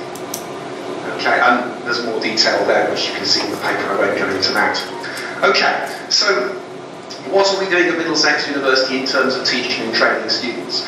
I've been an information literacy practitioner now for 30 odd years, and my reflection on what I see from students is students coming in as 18-year-olds are no better at information literacy than they were 30 years ago. We assume because they have smartphones and push shiny buttons that they are, you know, that they are more expert than perhaps we were. But there's an issue of digital wisdom, as Prensky puts it. You know, that thoughtfulness, that critical reflection, that has to be developed. And it's also vital that there is a collaboration between librarians and academics to have to do this. In the literature, you see references to the idea of osmosis, and you do sadly hear people say, well, they just develop it over 3 years. Well, how do people just develop it over 3 years if actually there isn't a foundation in this is what we want them to develop? Okay, so we have, as librarians, changed our pedagogical practice over the last few years, and one of the things that we've brought in as a way of getting students to explore things is around the use of gamification. Not games in themselves, but gamifying the process of the teaching. And let me give you an illustration of that. Okay, and here, this is a takeaway for anybody in the audience who's practicing librarian. You know, you can have this and use it almost immediately. So this is an activity we use in the second years, but you know, you can use it in other groups as well. And you can see in the pitch there a series of little cards, a whole set of them. There's a black heading card for currency and a black heading card for authority. And then there's a series of cards that have things like eyewitness account, TV documentary, newspaper report, journal article, book, Twitter feed, things like that. And it's the same set of cards duplicated. And what we say to the students, we say, okay, rank these in terms of what is most current and what has most authority. So understandably, you would expect that you would have Twitter feed, you would have eyewitness account as being most current. But of course, you would hope that the students might put those further down the list in terms of authority, because that might be different, okay? Depends on who the Twitter feed comes from, depends on who the eyewitness is. So you can see, as the students sort the cards, this prompts discussion and debate. So it's a student-centered game, it's constructivist in the sense that it builds on their prior knowledge. They talk about what they already know. And it gives them an opportunity to discuss things in what Walsh describes as a safe environment, rather than, you know, putting their hand up in front of a teacher as they perceive the librarian and feeling that they're asking a silly question. And obviously, as they're doing the activity, you as a teaching librarian can listen in the conversations that are going on and hear things, and then encourage feedback to illustrate, you know, key aspects of this. If you want to see an actual copy of this and print a copy out for yourselves and use it, if you follow the URL there, libguides.mdx.m, www.ac.uk/mdxgames/computing and go to the second year evaluation game. That's this particular one. But there are lots of other games and activities we've developed there. If you reuse them, please let me know how you get on, and if you adapt them and change them in some way, please share them back the other way so we can reuse your good ideas. But the key with all this is these activities only work if they are embedded in and part of a bigger curriculum. So, looking at the partners in this paper, Middlesex University, there's a strong awareness of critical thinking, critical literacy. The curriculum development is based on Bloom's, as we've seen. There is synergy between many academics and librarians, but not always. And there is some good practice, as I hope we just evidenced by our little case study. But there's much, much more we could be doing. And there is activity in the EU project, which is, of course, why we're presenting at this conference. Our colleagues in Thessalonica, there is guidance by individual lecturers. The library is providing seminars on plagiarism, and there is a Department of Informatics module on communication skills where this is discussed, but clearly again there is more that can be done. In Dublin, similar situation to the UK, strong awareness and practice. Information literacy and critical thinking are core skills, and there is a strategy for developing that. I was also interested to see, you'll see it in the detailed paper, that there's actually a social sciences module on digital judgment, which students in the social sciences can take, which is obviously pursuing this to quite some degree. And again, like I think everybody does, this is about students flourishing as they go forward. Limerick, again, 15 years of experience of this. There are university policies on information literacy, and it's shared with the partners through the work they do worldwide. So again, work is going on. In Bosnia, our contributor here, it's a much later start, I suppose, in the process. Things have been building up since 2011 when the Ring Idea project started. There is work going on to develop IL programs, but I know from the work we've done, there are obstacles, and one of the biggest obstacles is the lack of graduate librarians to deliver the teaching and training. There's a need for further education of staff, and there's further need to develop the curriculum. So there's plenty to be done. Okay, so in conclusion, it's a post-truth era. Everyone needs to be aware that people, organisations, agencies are generating misinformation, disinformation, malinformation for various reasons. Discerning the truth and credibility of information as an antidote, as an inoculation against fake news is of paramount importance. And so dealing with that means development of critical thinking and critical literacy within our education programs. We need to develop the skills and awareness of our students and the awareness of the moral and ethical principles behind what they're doing. So in this paper we looked at Bloom's, we've identified current issues, we've reported back to you a bit on current practices, and understandably concluded it's imperative we develop awareness and curriculum for critical literacy. So, final thoughts, we need collaboration of librarians and academics so progress can be achieved to educate future generations, and if we do this properly, then they will navigate those treacherous seas of misinformation, disinformation and malinformation. Thank you for listening. Any questions? I will try and answer them as best I can. Thank you, Mr. Edwards. Do we have any questions?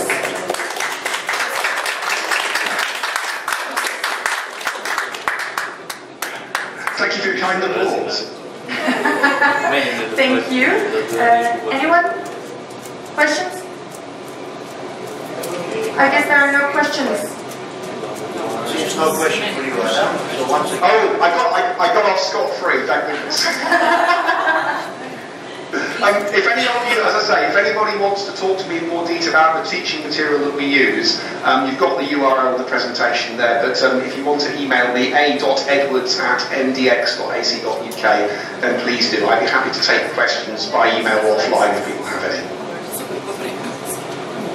Thank you. Thank you. And all the best, once again, regards to all the best down the campus. Thank you. Okay, thank you. Bye. Goodbye.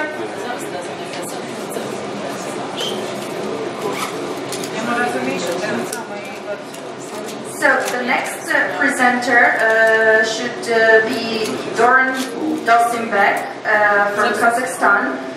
The topic is regulatory legal basis of information security in the Republic of Kazakhstan and its provision in the field of informatization. It will be given by Skype as well, if we manage to establish a connection.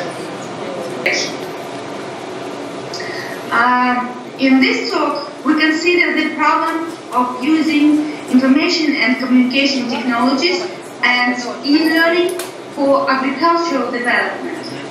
Recently, this topic is very relevant for us due to the fact that our university is chosen as the center of digitalization of agriculture in Kazakhstan within the framework of the National Program Strategy 2050, which includes elements of Industry 4. To achieve main goal, it is important to increase the information literacy of agricultural specialists. In Kazakhstan, learning to work with information has a long history, accumulates rich traditions and experience of schools, universities and libraries in the preparation of citizens for life in the information society, well known in Kazakhstan and international experience. At the same time, the concept of information culture has spread in Kazakhstan. Appearing in the field of library and book business, the concept of information culture is, as it developed, absorbed knowledge from a number of sciences: information theory, cybernetics, computer science, semiotics, documentary, philosophy, cultural studies, etc. So here you can see the definition of information literacy as the knowledge and skills required to correctly identify the information necessary to perform a specific task or solve a problem. Effective information retrieval is organization and reorganization, interpretation and analysis of information found and extracted, assessing the accuracy and reliability of information, including compliance and with ethical standards and rules for the use of information received. If it is necessary to transmit and present the result of analysis and interpretation to others, the subsequent application of information for the implementation of certain action and the achievement of results. In Kazakhstan, more than 130 nationalities live in friendship and harmony. Information culture, in a broad sense, is a set of principles and mechanisms that ensure the interaction of ethnic and national cultures, their combination in the common experience of mankind. In the narrow sense of the word, the optimal ways of handling information and presenting it to the consumer for solving theoretical and practical problems. Mechanism for improving the technical means of production, storage and transmission of information, the development of a system of training, the preparation of a person for the effective use of information tools and information.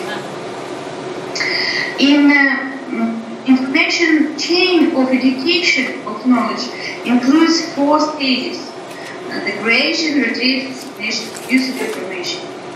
Information literacy encompasses the skill and qualifications required when using this information, and relevant indicators are required to assess them.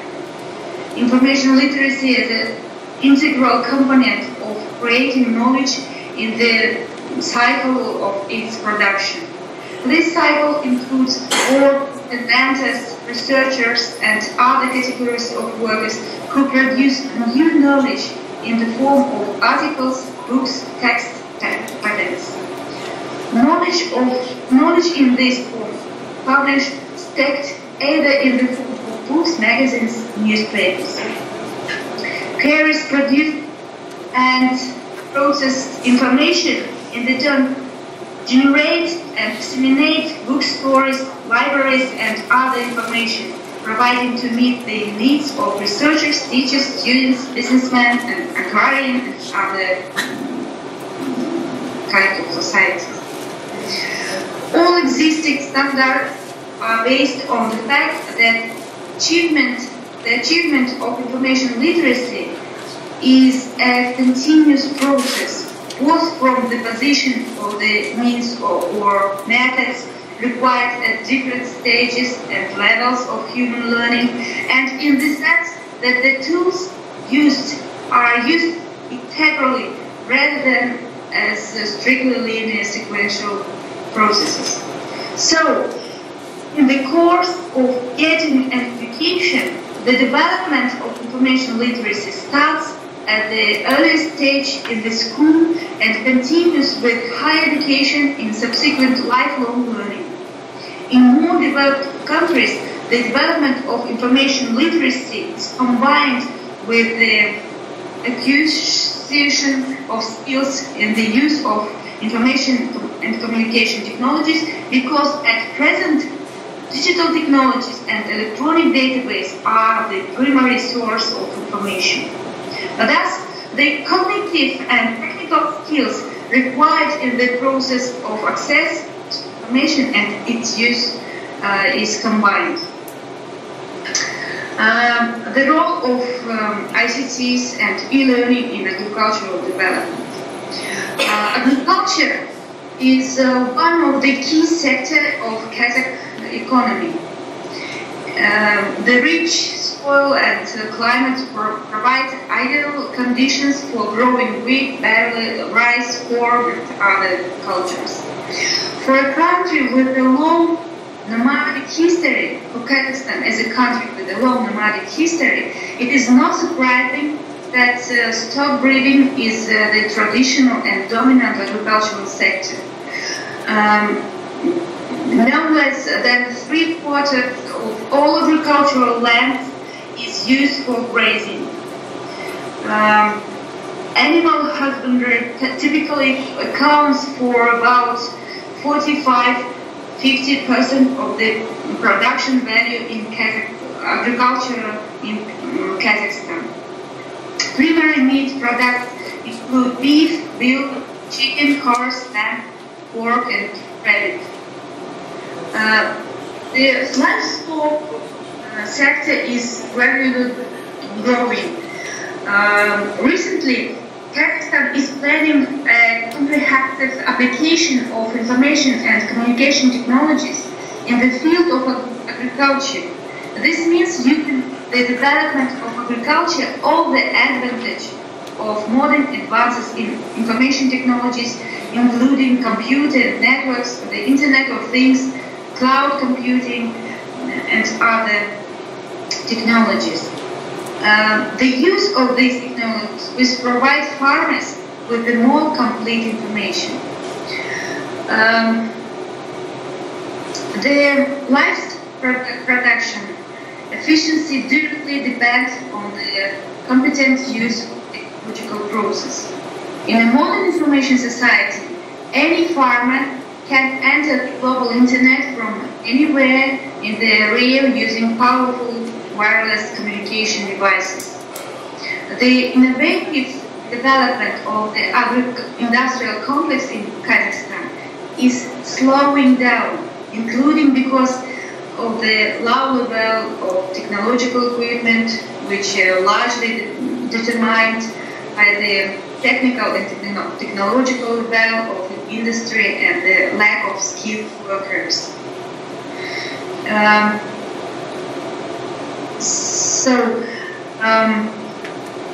The next one. The conduct of modern agriculture is a developed information society requires the constant receipt of information from various external sources via the global internet networks from any point of terrain at a convenient time. For example, the constant availability of weather forecast data can be available to farmers throughout the day.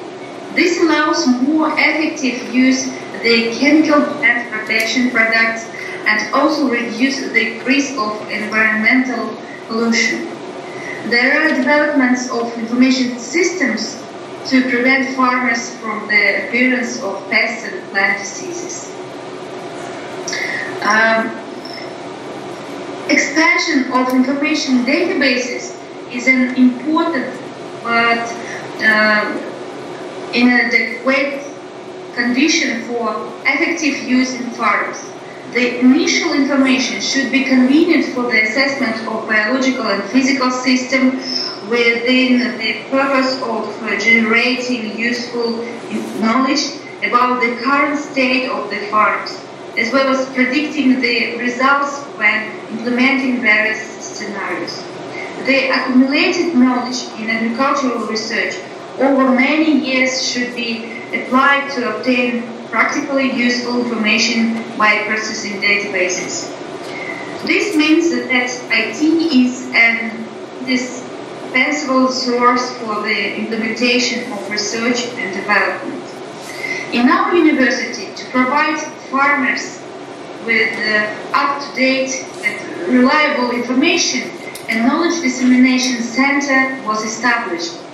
The main purpose of its activities is the introduction to advanced innovation in agriculture, distribution and transfer of knowledge, and training professionals in the practical application on advanced technologies.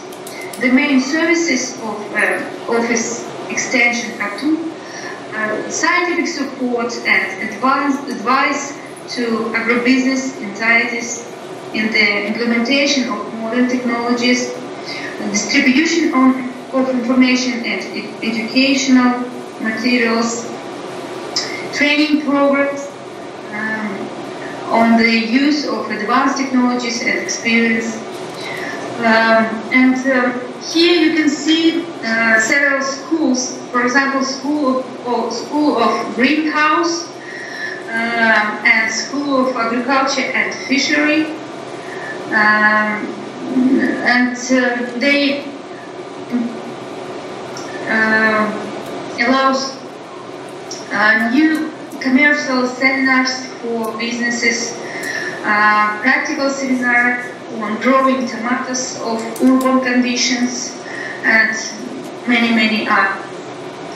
So, Sakinsi Pulin Kazakh Technical University with the systematic transformation is able to become an important tool in solving the problems of the technology transfer in agriculture.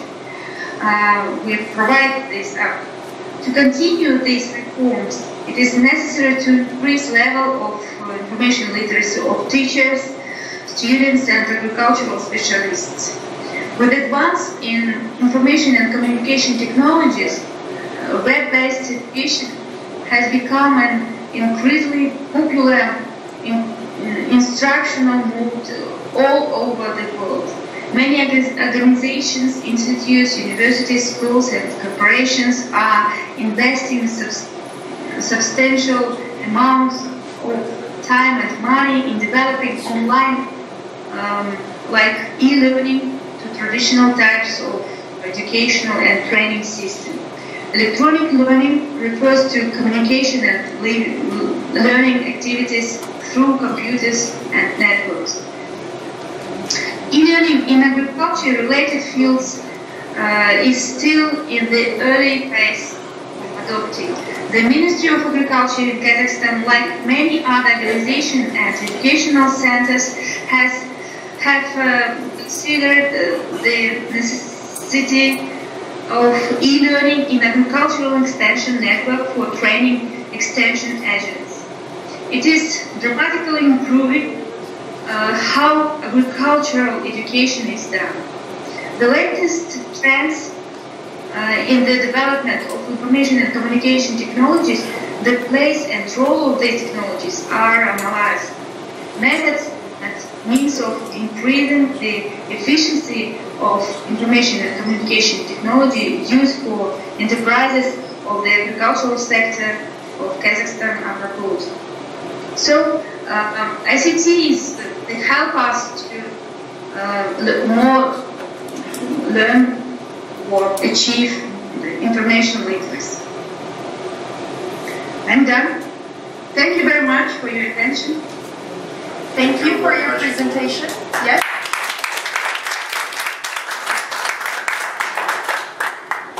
Are there any questions? Okay, please. I think people are too tired because we had a session for the last 5 days. So, once again, thank you for the presentations, and I bet we are able to improve the site for staff. Thank you for all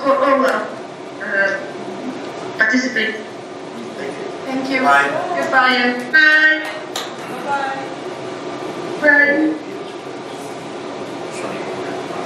Now, it's my pleasure to invite Mr. Gerald Kavanagh and Patrick Kirby from Limerick Institute of Technology, Limerick, Ireland, to give us a presentation on information as a commodity, its importance for economic development, and the role of information literacy.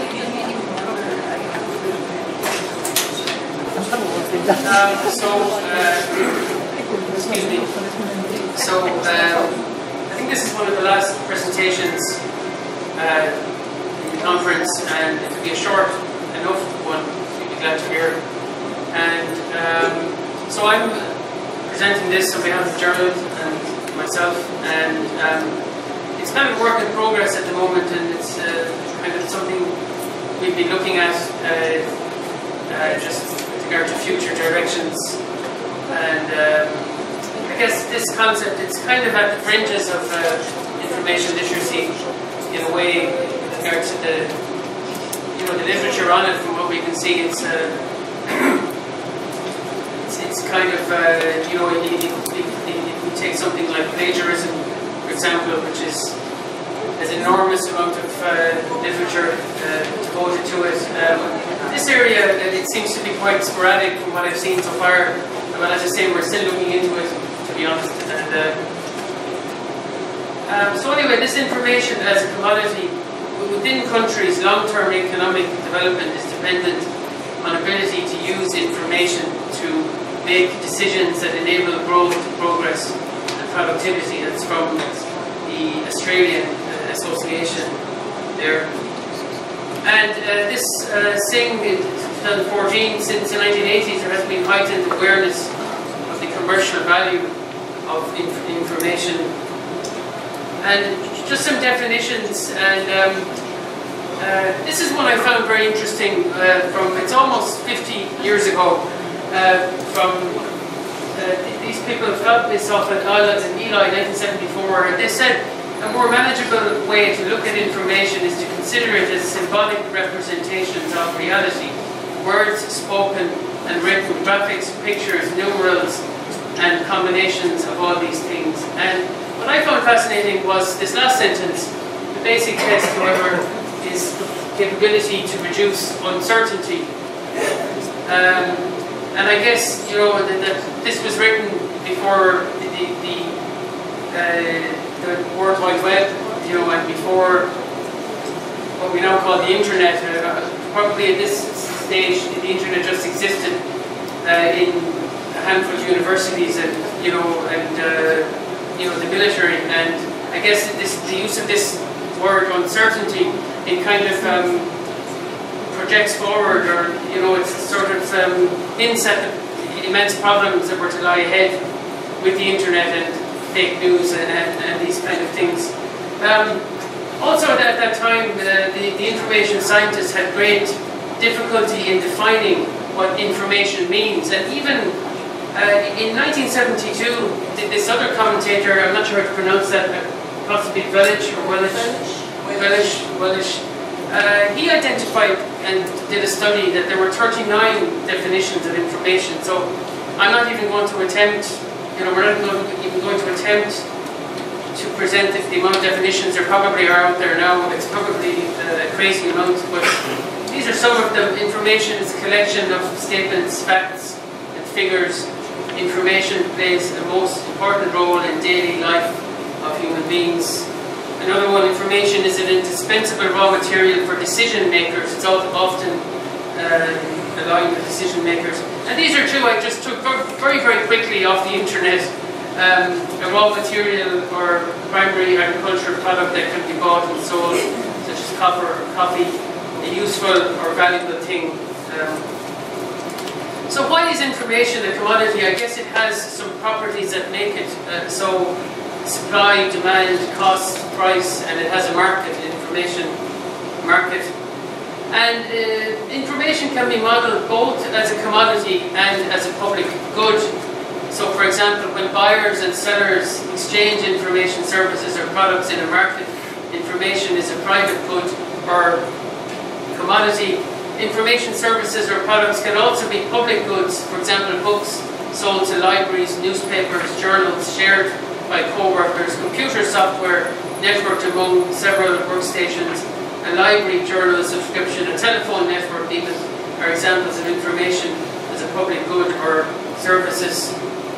So this guy Bell, writing a few years ago, he's saying that libraries now that they need to do something called that they need to differentiate the information commodity and create a unique experience in libraries.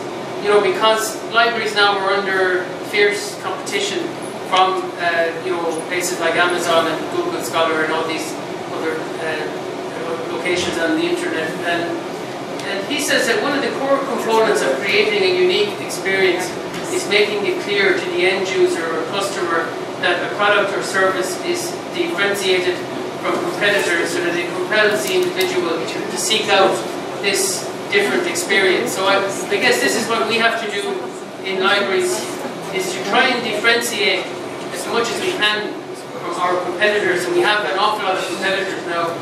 And from the end user experience, what it is about the library makes it different and unique from all the other potential sources of information, especially the ones that are more convenient to use. So I think this is something that came up a few times over the past few days, that people are taking information very quickly and using it very quickly without evaluating it.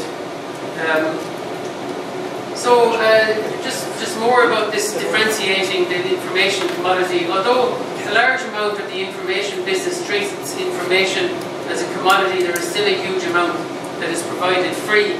Hence, information is both a commodity that can be traded, bought and sold to make profit, and also be provided for free. And I gave some examples of that earlier.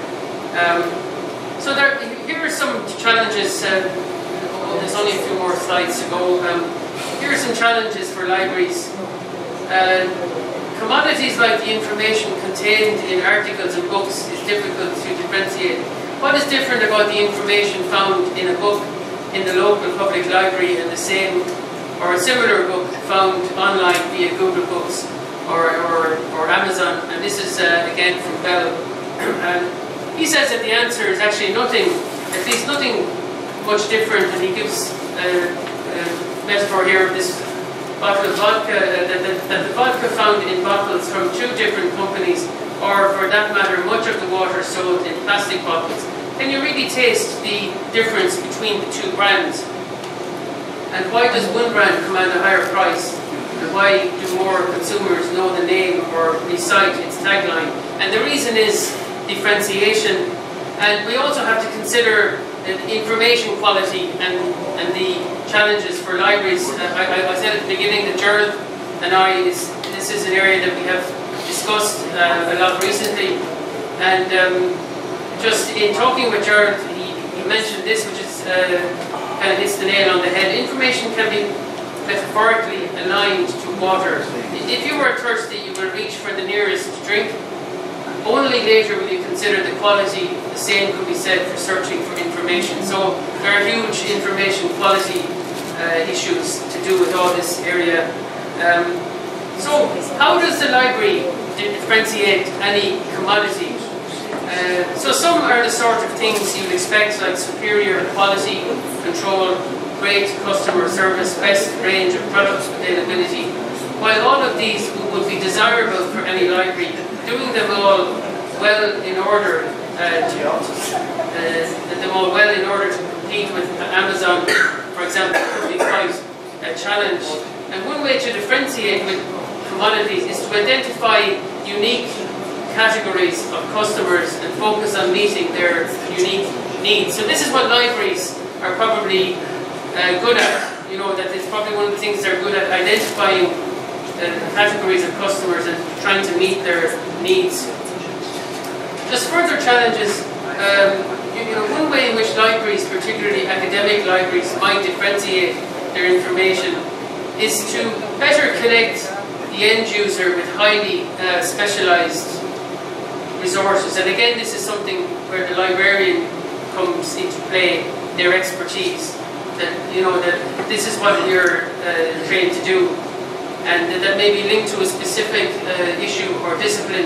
The same could be said for the mostly unique content in special collections. This is something that that is more difficult to provide in an online environment in the same way as a library can do it. It's something that we can differentiate from all this competition we have. So we can promote unique databases and collections. We can promote information literacy,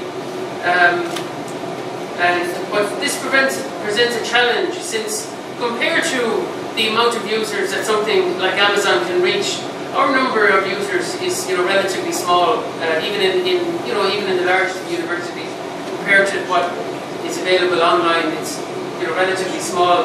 But reaching the smaller groups over time could convert to a larger user base. And I guess libraries, according to this Van Auken, need to take greater consideration, I guess, about how they can differentiate from what's out there, how they can do more branding and marketing.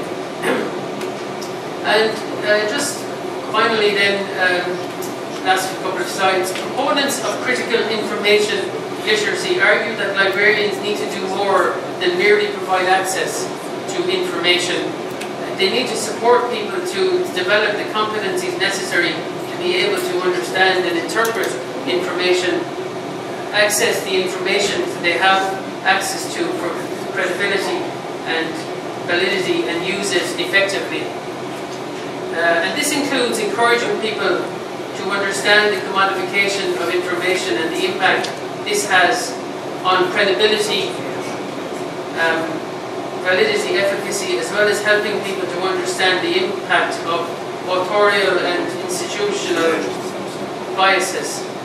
So it's some commentators, such as this Lawson, believe that there is a lack of engagement with these issues in information literacy and library information practice more widely.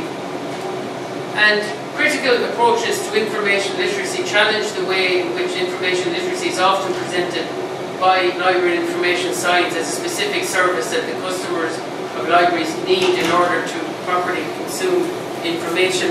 And the commodification of information and the way information literacy is usually approached encourages people to be uncritical and passive consumers of information. Now this has changed a lot, of course, in recent years.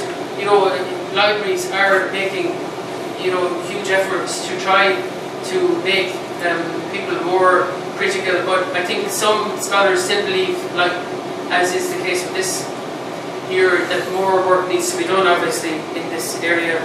And critical information literacy incorporates aspects of media literacy to help people to understand information production and dissemination and enable them to evaluate sources, which increases their ability to overcome their biases when presented with information which contradicts. And this can be inaccurate or damaging, such as views surrounding the idea that information is and should be a commodity, and associated assumptions about the reliability and validity of information based on its origins and format. And we need to encourage people to critically challenge the constructs within the politically structured organisation of society, including higher education and the normative notion that information is a privilege and not a right, and helping people to change their engagement with information through critical reflection. And also it can be a help to, if librarians, if they try to help people understand the different publishing structures and alternative publication methods, and encourage them to learn about open access institutional repositories and their rights and choices surrounding copyright of their own work. A critical information literacy instruction can contribute to the process of making information more accessible. So that's that. So, no questions? I'd like to say thank you very much.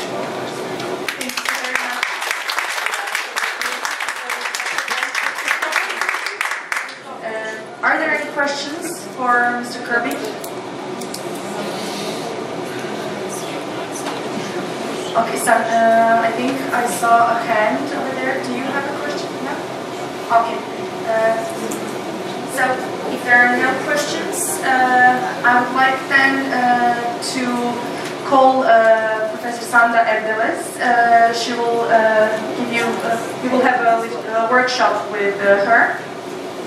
The topic is information encountering and the new information literacy.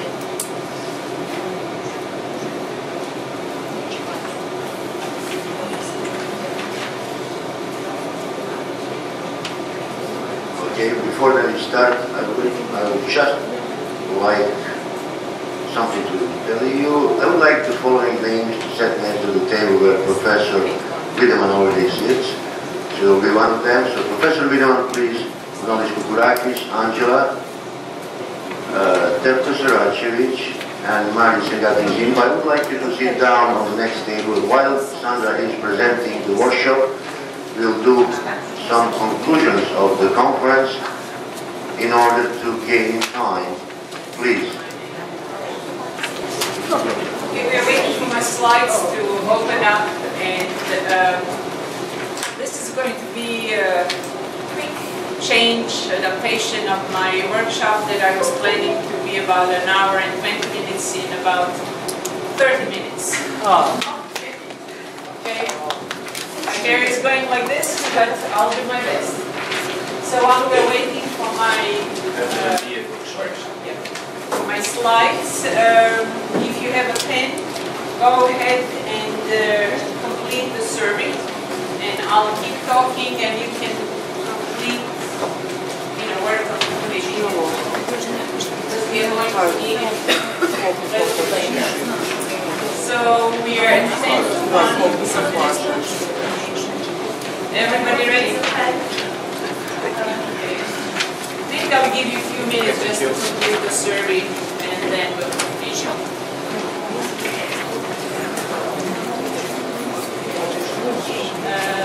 Let's see, there should be. Do they have an extra one? That's one. Pen or no paper surveys. Any extra surveys laying around?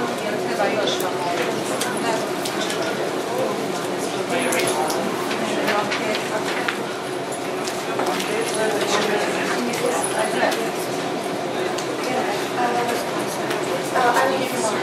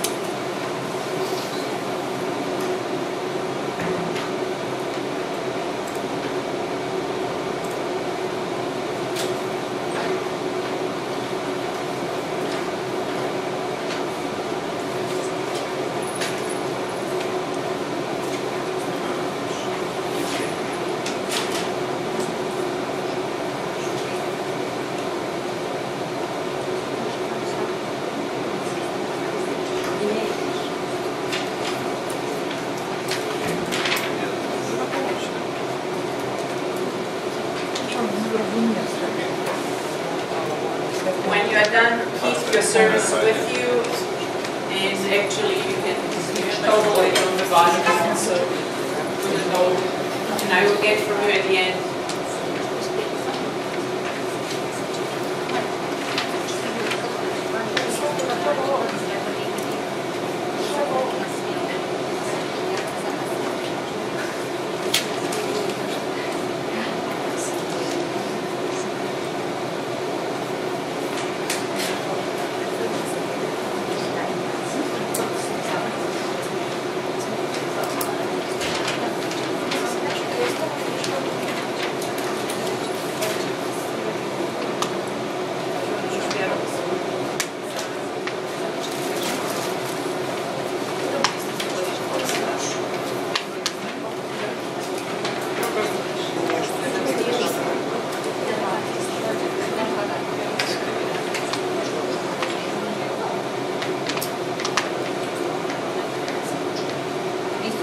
Okay, I think that most of you are just about to be done. If you are not yet, keep going and I'll keep presenting. Okay. First of all, thanks to the organizers to allowing me to provide, as it's written here, first ever workshop on information encountering as a new form of information literacy. And those of you who were with us here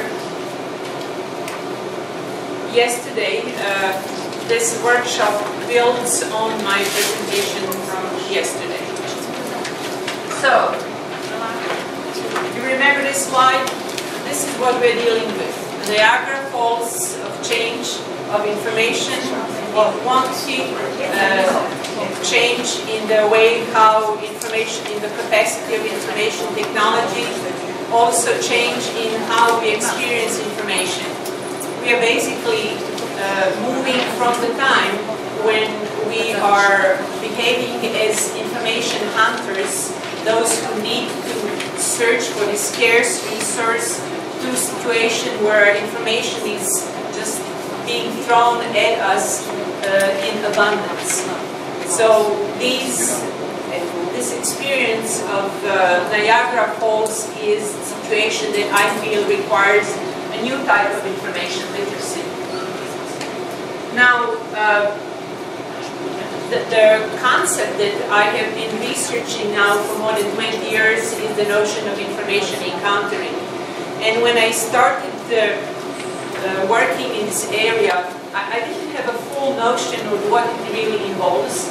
I basically knew that in many ways how I experience information, I don't seem to follow the patterns of information only comes to me when I'm actively searching for it. And early on, I was working on my dissertation proposal, and my idea was to study how small business entrepreneurs search for information. As a good student, advised by my advisor Mark Adosa from Syracuse University, I first wanted to do a pilot study just to get a sense of what's going on. And an interesting outcome of that pilot study was that my respondents, there was about a handful that I interviewed, said, you know what, I don't really search for information, it comes to me. And I was having a difficult time matching the models of information behavior that I found in the literature with what these practicing entrepreneurs were telling to me. And they had stories after stories how they bumped into information that changed how they do business, and they were really not constantly engaged in this active searching for information. From these insights, my dissertation topic came up, and also my first definition of information encountering, which is presenting in this model where you are engaged in some foreground task, and then something happens that makes you notice additional information on another topic. You stop whatever you were doing and then veer off and then examine that new information. Very often you capture it and then eventually maybe you get back to the task that you stopped. So this was my very first conceptualization of information encountering. But lately I actually decided to expand it in the new, more broader version of information encountering that I would like you to keep in mind is that it is a type of serendipity that relates to human engagement with information. So this is the type of concept that I'm working with right now, a little bit broader definition of information encountering. But today in the adapted workshop, we are going to work with this model because it is very helpful in terms of thinking of the types of activities where we need to be better at in our behavior as we experience information encountering. Now, in my presentation, I shared that there are a couple of areas that if we want to be better information encountering, we need to be developed more. One is being more reflective about what this experience is. But basically, what I'm trying to convince you today is that we are all doing it. These are the nuggets of gold that we don't know that they're actually gold. So what I'm trying to do today, make you more aware of these activities, why they happen, how they happen, so that you can then, with that better awareness, pay more attention to them and hopefully also increase your creative power, increase the way how you think about these experiences, and then integrate them better in your overall information behavior. Also, I would like to spend a little bit of time on these elements of information encountering model and see what types of techniques would be helpful when we experience information encountering. One area that we won't have time today to talk more about are those embedded practices, how information encountering happens in different specialized areas. So this is something hopefully that can be covered later on in another workshop, but that's why I kept it gray, because we are not going to spend much time on that. Now, what I need to share with you are some of the examples of what are information encountering experiences. It's different when you talk about definitions. They kind of sound very dry. It's very researchy, it's very scientific, and I know in a workshop we need to talk about real-life experiences. So you probably wonder, what does information encountering have to do with a washing machine? You wonder? Yeah, okay. Be a little bit more active. You wonder, I'm sure you wonder. Okay, good. So, in my early data collection, there was a respondent who shared her story about serendipity in her own work experience. So she told me a story where she was assistant to a director in the company who asked her to find information on a very specialized competitor. And she spent time using traditional sources of information. You know, she even went into libraries, she looked into journals, all sorts of ways, engaged even assistance of a local business librarian. Nothing came up. Well, one day she was renting in her in an apartment complex. She went and did her laundry in the laundry room, and while waiting there, she browsed through a bunch of newspapers that were left, and these were all local newspapers with a little bit unusual things that companies do. And there was a nice article about the owner of the company that she was trying to research that gave all sorts of information about his motivations, about his background, about plans for the company. And all excited, she took that information, reported it to her boss. And then I asked her, so did you say how you came up with that information? What was her answer? No.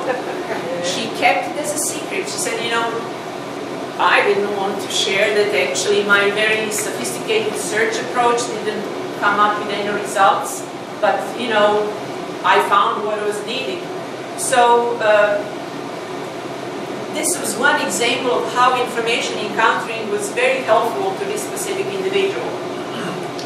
Another example was related to a friend of mine Again, the car seat, you wonder what is the car seat doing here? Well, she was trying to figure out, searching on the internet, what is the gas consumption of a car, so that you can calculate what the price might be for the gas for the long trip they were planning to take. However, while searching for her car on the web interface, she noticed that there was another car listed underneath that had like a red sign next to it, like some type of danger. And she became curious, why is this here? Because that's the car that her best friend was hoping to buy. And apparently that car had a built-in child seat. That was one of the reasons why she wanted to buy it. Well, it turned out that the child seat in that car was determined to be completely unsafe. So suddenly her experience from trying to search for information on the car consumption, the gas consumption for her car, became shared experience with her friend, that she captured that information and forwarded it to the friend saying, don't buy that car for the reason that you want, because basically it's an unsafe situation. Okay, another interesting example of information encountering. Now the third example is actually from earlier today. Our colleague from Albania, Gentian Sarah, gave a presentation on Wbilc, and I was sitting and listening and at the same time thinking about the workshop, and I noticed towards the end of the presentation that he mentioned that one of the journals that you were looking at was Entrepreneurship Theory and Practice, and you made a point that the impact factor was number 5, and I thought, wow, I have an article that relates information encountering to entrepreneurial creativity. This might be a great journal that I could publish. It has an impact factor 5, so I wrote it down. So these are 3 experiences where my mind and mind of other people was working from the perspective of serendipity and information encountering. And now I pose a challenge to you. You have 1 minute to think of a situation in your own life experience. And I don't care if it's about washing machine, about child car seats, journal publishing, it doesn't really matter what it is. Think about a situation where you were in a condition of doing something, you may have been searching for something, but then encountered something else. Or you may be relaxing and not specifically doing any type of information behavior activity, but you encountered something that was surprising, interesting, and useful to you. So you have 1 minute, think about it, and then I'm going to ask you to turn to the person next to you, depending on which side you side, let's sit left and right, and share the story that you just remembered with that person.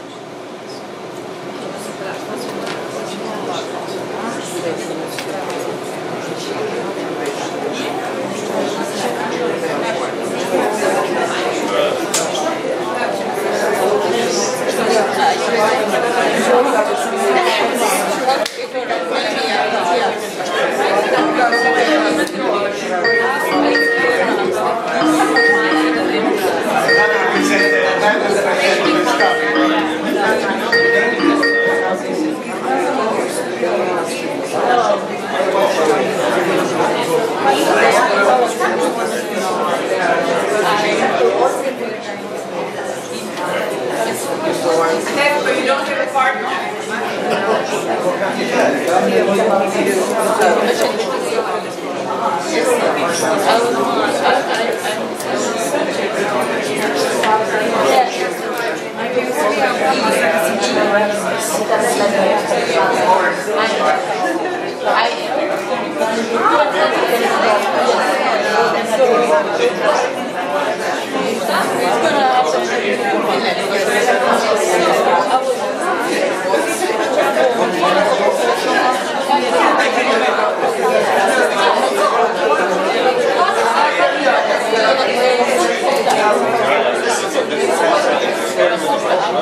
Gracias.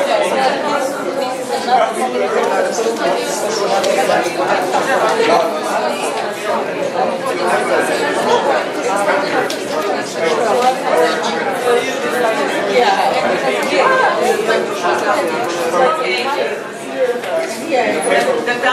time is up.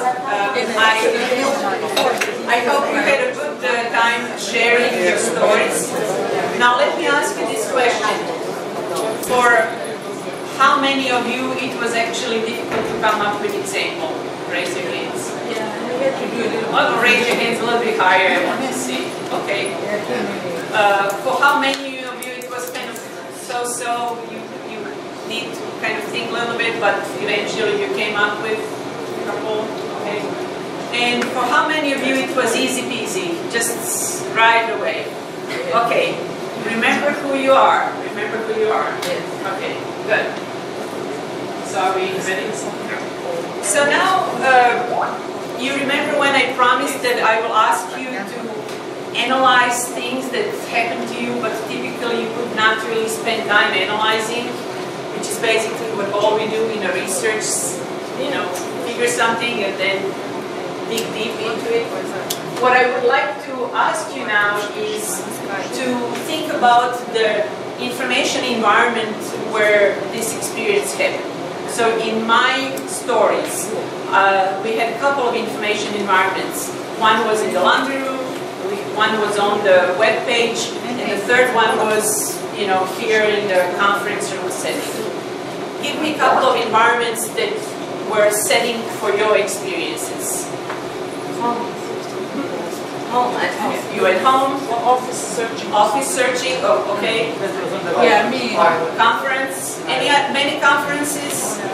Okay, good. So conferences actually are almost designed to be good for serendipitous experiences. So, so one way of thinking about this, when you think about yourself in the context of information encountering, which environments fit you well? Where does this happen to you the most? But also think about where it doesn't happen to you, but it happens to other people. And then you ask yourself, why it doesn't happen to me in the places where it happens to other people? Because this is a way to compensate maybe for you over focusing on one area, on one domain experience of encountering, and maybe unknowingly underemphasizing, underutilizing some other areas. So if we had more time, I would have asked for more examples, but I think this gives you an idea.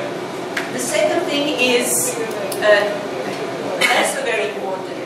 What was the foreground activity? Meaning, what is that you were doing at the time when this happened? Give me some examples. Searching for something. And then so you were in an active search. Yeah. Okay. So those of you who have examples where you were doing an active search, you are basically following this prototypical example of information encountering. You are engaged in an active search activity, which is what most of our information literacy education has always been about. Active search, how you help somebody find something, what they want to find. You are not educating people how to leisurely not search for information. It sounds like counterproductive. But actually, the fact that information encountering provides you information, and we need to be more aware about it, seems makes logically point that we need to also include it into our instruction about information literacy. Okay, now, did some of you experience this situation of information encountering outside of when you were actively searching for information? Hands? Okay. Some examples. Where did it happen to you in your example? On the street. On the street. Okay, tell us a little bit more. What happened? Okay, yes. I was just working, in fact, going somewhere with no imagination in my mind. And then I see an advertisement for something which attracted my attention, and it came to me that I could use this abroad for something that I had in mind. Excellent. Excellent. This is a perfect example where the primary task had nothing to do with active search for information, but information just gets to you. And this is what we're experiencing when we are leisurely browsing the web, when we are driving in the car, observing or noticing advertisements, taking the bus ride, and you will see that different environments create different problems for how we deal with that information. And I will get back to it just in a slide or two a little bit later. Now, the next question to ask yourself, who was the ultimate user of that information? Was it you or somebody else? Me. Everybody was herself. Did anybody have a situation like that example of a car seat where you actually saw information for somebody else that you encountered? I found for myself. What happens? Okay. Okay, go ahead. Me also. What was your situation? I was looking, I was searching for some papers, and I found a paper that I know that it is relevant to my colleague, and I forwarded to her. Okay. So this is a great example where finding coincides with sharing. And again, thinking a little bit ahead about some of the slides that I'm in the future that I'm going to share, this functional component where you see something but then also know it's useful to somebody else. It's extremely easy today to do the sharing. But just think a couple of years earlier, the sharing element was actually very difficult because it took a couple of steps to, cut a piece of paper, put it in the envelope, take it somewhere. And these days we don't have these problems.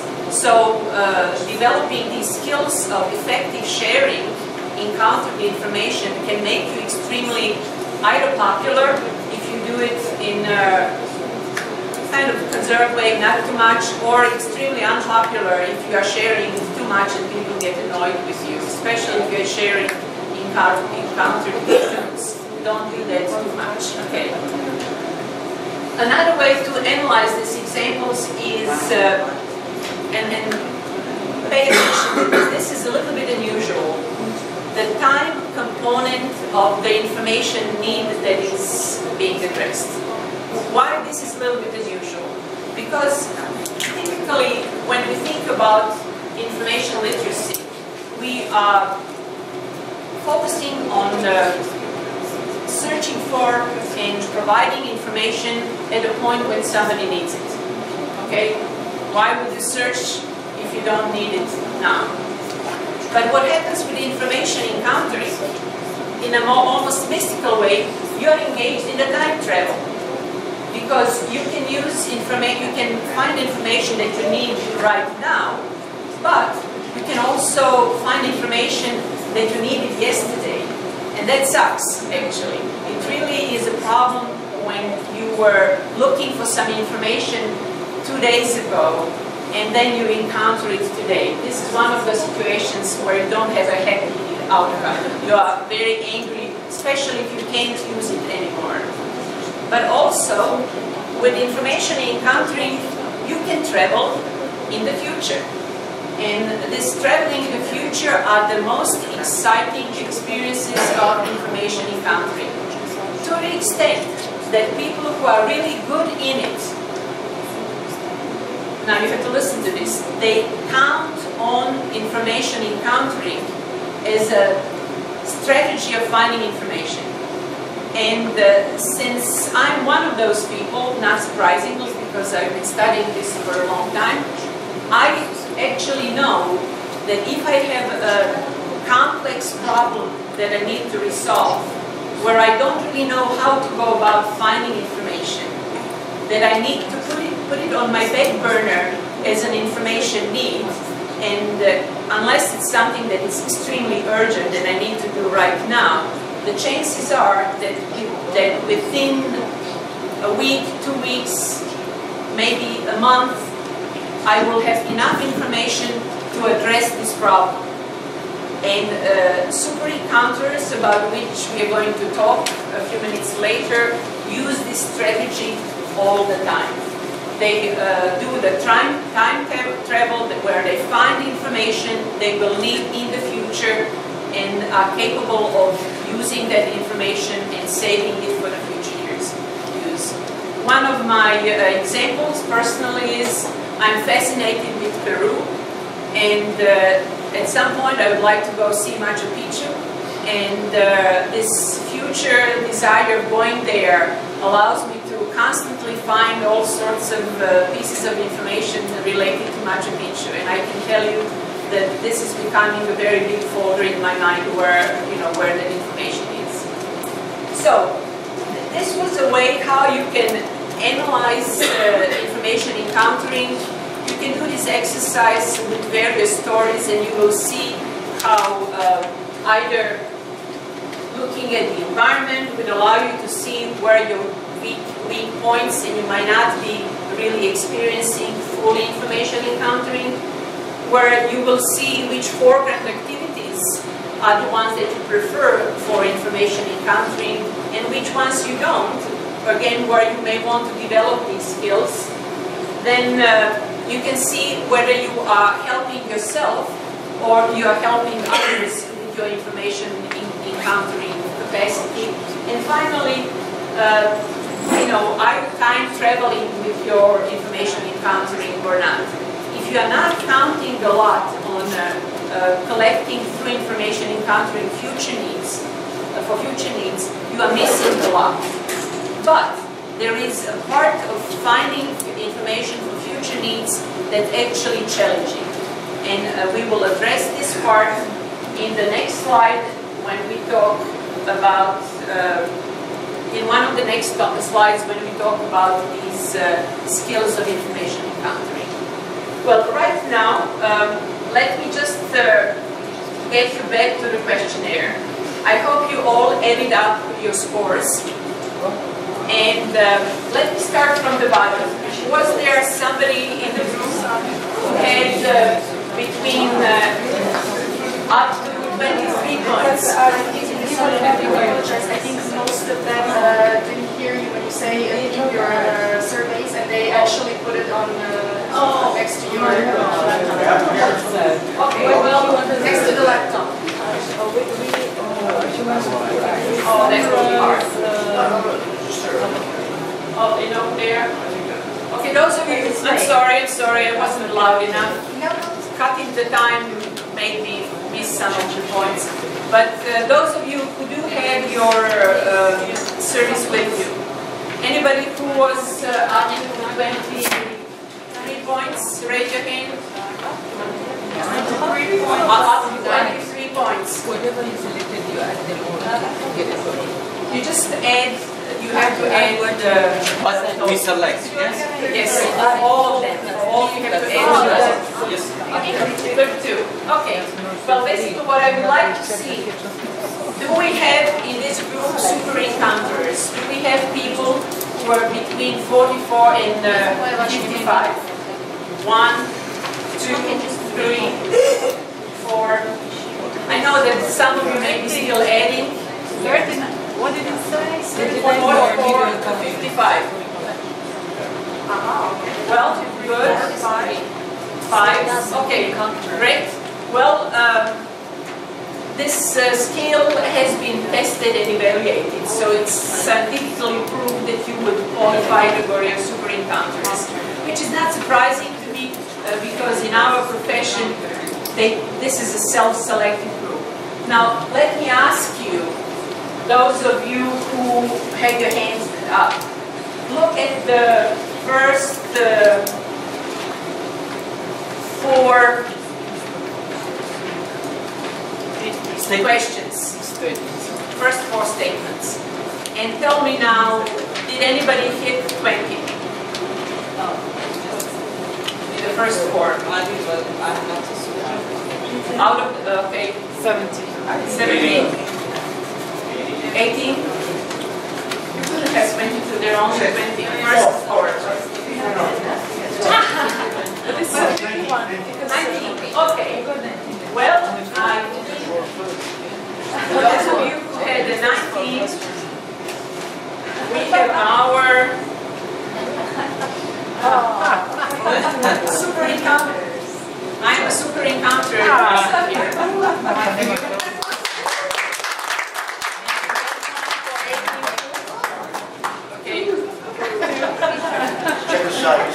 This one is for you, Ratko. You didn't have the survey, but it's a large size, so maybe Whether you'd like to touch my t-shirt. Okay, now,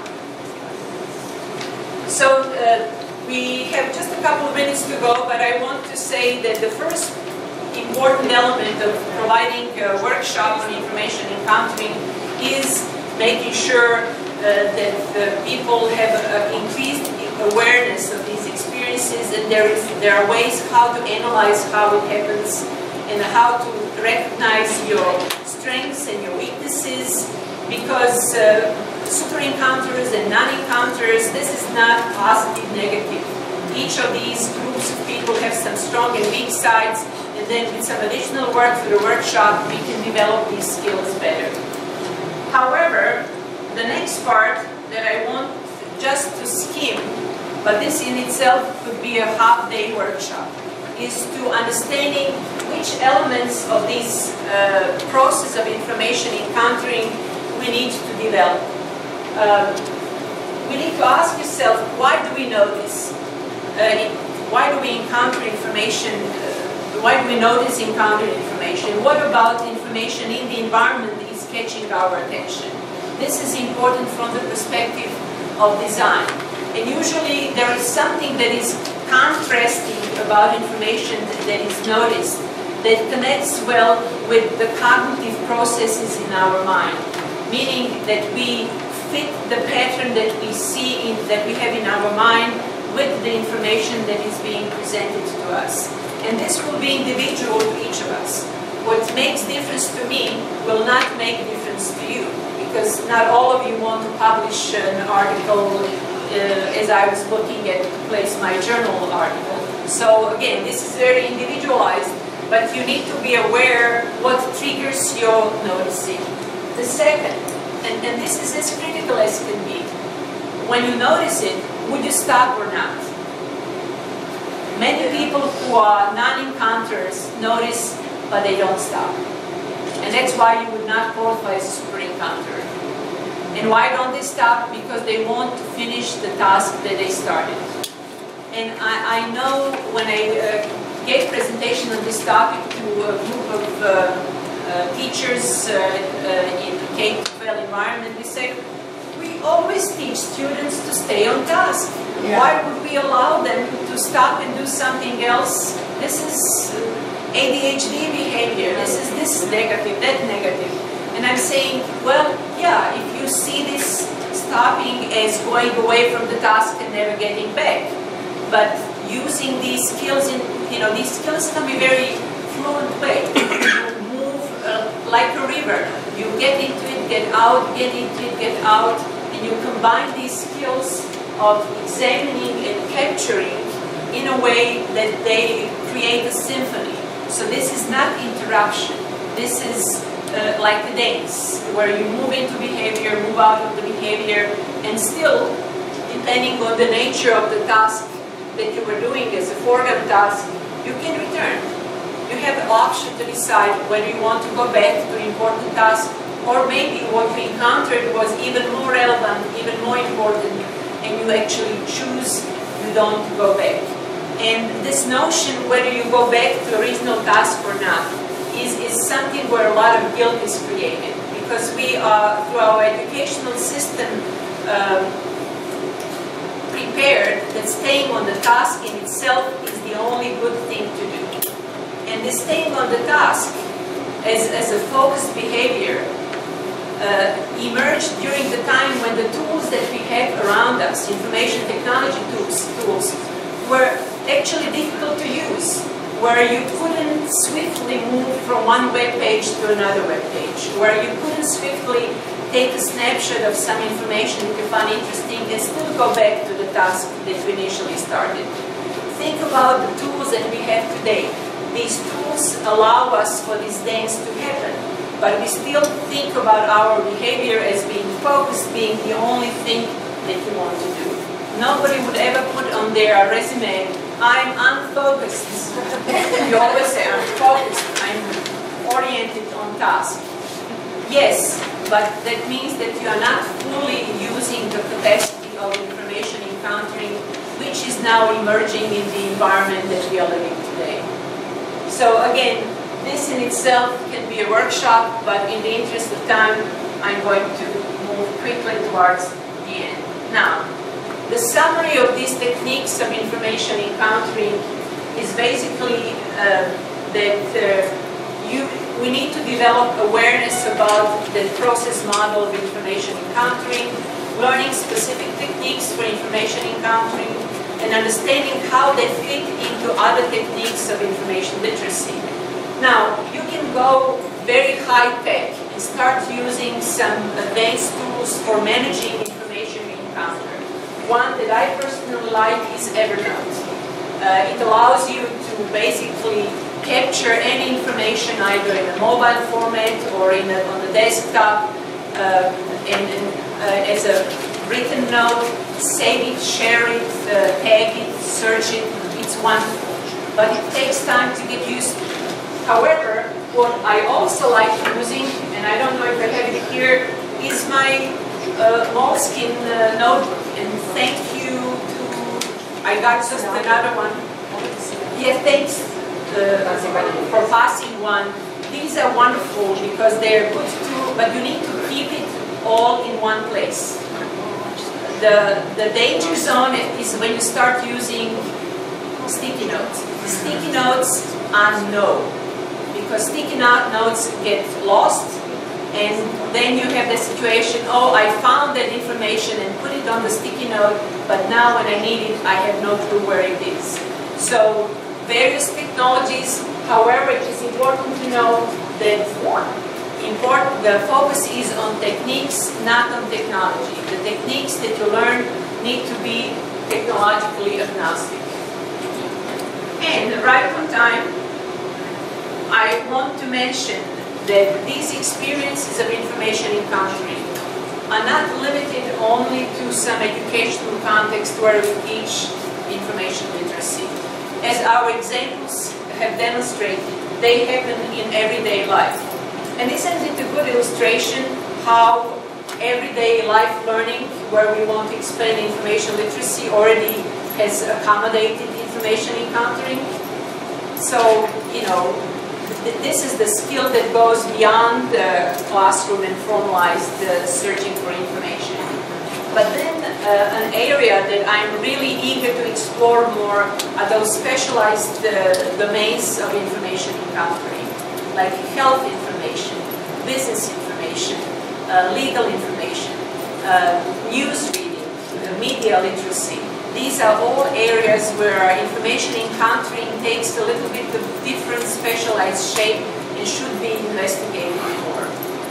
One area in educational context that should be exploring is how we teach students scientific research. Serendipity in science is recognized as a way of making immense discoveries. I could probably talk for the whole day about discoveries in science that were made with serendipity. However, we don't teach our kids in science education about the act of noticing difference when you do scientific research. So again, this is another area if one wants to create a workshop where you can go forever and do a presentation. And finally, I personally feel there is a rising tide of information encountering. I feel that because of the nature of information that we're experiencing, we should stop talking only about information searching and talk about searching and encountering information. Also, I didn't share this before, but serendipity as a concept has attracted in the last 10 years immense attention. Everybody writes about it. So why is that so? Apparently people are experiencing it more in all domains of their lives. Then I already spoke about this change in how we find information. We are not hunters. We are now experiencing, encountering information. And then as a last theme, as we move toward the world of augmented and numerous technologies, we will see that searching for information and literacy that focuses on searches is not sufficient. Our all senses are going to be pressed with noticing. Just imagine yourself in virtual reality. And I feel as it becomes more and more present, there will be even more interest in information encountering. And with that, I hope you will organize your own workshop on information encountering. If you like this topic, I can come and present a longer workshop too. And if you are a super encounterer, please stay strong and teach others about how you do it. Thank you very much.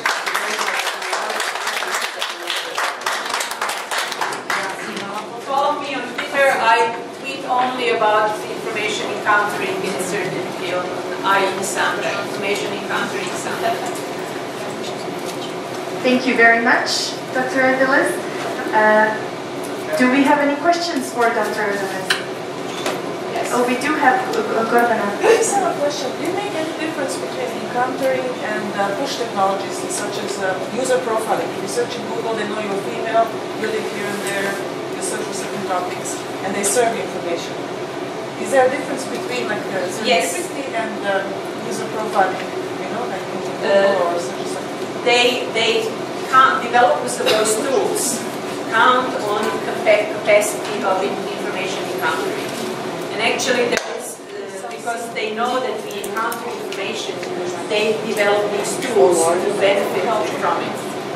But one topic I didn't have a chance to talk about that is more specialized is fake information encountering. Where you think that you are encountering, but somebody actually smartly created a thread for you. So there could be a whole lecture on how not to fall for a fake information encountering. Real masters or fake information is that they put about 80% true information and at least 20% fake information. So it's not entirely fake, but it's mass based, you know, that like you're not really sure whether it's 100% fake or not. But if you know yourself as an information encounterer, you kind of create a shield. You know what typically happens to you, and if it doesn't look like that, you will have a way of knowing that this is a fake. So knowing yourself as an information encounterer actually is a good strategy that protects you from fake encountering. I just wanted to talk about, you know, nowadays, like, you visited a country and you booked a hotel, and whenever you open the website, say, they go information. Guess what? You can go to so and so. So that is interfering with my information encounter. The one model that I developed, the super encounter, is actually endangered. With this abundance of information. So you need to create barriers for yourself to, and that's another topic. You need to create barriers. But you know, the more you know yourself, you know what you need to do. So you can still use your skills in various environments, but you may see, well, you know, I don't really want to spend time browsing on the web because this kills me. So then you refocus your encountering in some other environments. Don't put yourself where you are in the danger zone. Good. Well, thank you so much for your time, and we'll reach out.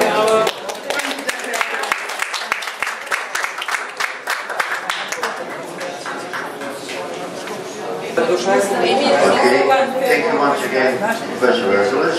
For all of those who make photos, the invoices for making photos will be down there on the front desk.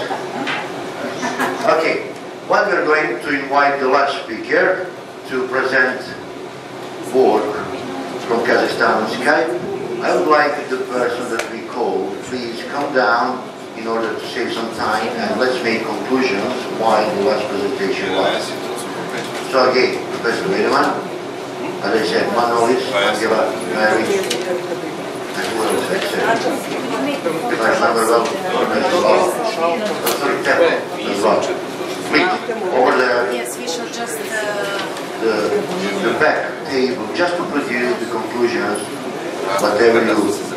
the way you saw the conference, whatever attention you, or whatever information you would like to share with us as conclusion, so please make them there.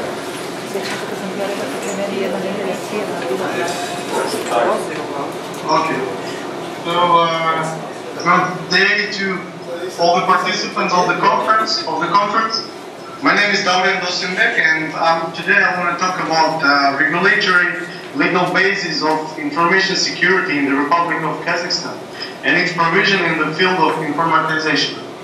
The big picture, basically our work was about analysis of all the regulatory basis, all the rules and regulations that adopted in our country, and which contain anything about information security. So big picture is like this. In this diagram, you can see almost all the rules and regulations which are connected to the field of information security. So, namely, they are the law of the Republic of Kazakhstan on national security. The law regulates aspects of information security which is provided by the state action of state bodies, organizations, officials aimed at prevention of information dependence of Kazakhstan, prevention of information expansion and blockage by other states, organizations and individuals, prevention of information isolation of the president, and etc. The second law is the law of the Republic of Kazakhstan on informatization. This law regulates the aspects of information security, of information systems, the information and communication platform of the government, the internet resource of the state bodies, the internet resources of the state bodies, as well as any information systems that integrate with the information systems of state bodies. Next, the law of the Republic of Kazakhstan on legal acts. The law addresses aspects of ensuring information security with respect to electronic documents by means of electronic digital signature. I want to say and highlight that this law actually contains and regulates all the aspects about digital signature, which is the 100% fully analog of the normal signature of the person, which has legal power. The next, the law of the Republic of Kazakhstan on personal data. The law addresses aspects of ensuring information security with respect to publicly available personal data of restricted access, with the exception of cases of their collection regulated by the legislation of the Republic of Kazakhstan. The law of the Republic of Kazakhstan on state secrets. This law regulates the aspects of ensuring information security in information protected by state, which constitutes state and official secrets, the dissemination of which is limited by the state with the aim of implementing effective military, economic, scientific and technical foreign economic, foreign policy, intelligence, counterintelligence, operative, investigative and other activities that do not enter in contradiction with generally accepted norms of international law. The next law is the law of the Republic of Kazakhstan on access to information. This law addresses aspects of ensuring information security for three categories of information. Information access to which cannot be limited, information with restricted access, and public information. Next, the law of the Republic of Kazakhstan on administrative procedures. The law touches upon aspects of ensuring information security of official information, regulating the turnover of official information, processing, transmission and storage of restricted information. The Civil Code of the Republic of Kazakhstan. The code provides a special regime for the protection of information with secrets that affect the interest of both individuals and legal entities. The Entrepreneurship Code of the Republic of Kazakhstan. The code addresses aspects of ensuring information security with respect to information constituting a commercial secret. The Code of Criminal Procedure of the Republic of Kazakhstan. The code provides liability for a number of criminal offenses in the field of information and communication, such as unauthorized access to information, illegal destruction or modification of information. Third, disruption of the operation of information system, illegal acquisition of information, and etc. The Criminal Processual Code of the Republic of Kazakhstan attaches aspects of ensuring information security of citizens, private life, personal and family secrets, secrets of personal deposits and savings, correspondence, telephone conversations, postal, telegraphic, and other communications. This code provides ensuring the right to inviolability of private, personal, and family life in the conduct of proceedings in criminal case. Restriction of this right is allowed only in case and in the manner expressly established by law.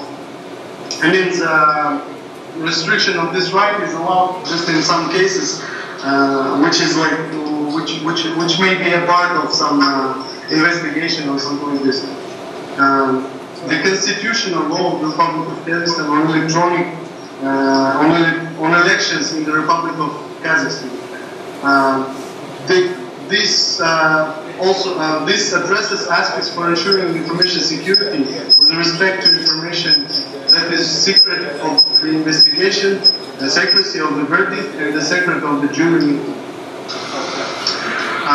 The law of the Republic of Kazakhstan on pensions in the Republic of Kazakhstan. The law addresses aspects of ensuring information security with respect to information that constitutes the secret of pension savings, which includes information about balances and the movement of money from individual pension accounts of depositors and etc. The law of the Republic of Kazakhstan on insurance activity. This law addresses some aspects of information security that constitutes the secret of insurance, consisting of information provided for implementing for the implementation of insurance. The Code of the Republic of Kazakhstan on the health of the people and the health strategy. This addresses aspects of information security with respect to medical secrets, consisting information about the fact of seeking medical help, state of health of the citizens, the diagnosis of his or her illness, and so on. The tax code addresses information security with respect to information constituting a tax secret, consisting of any information received by the tax authority on the taxpayer. The law of the Republic of Kazakhstan on advocacy addresses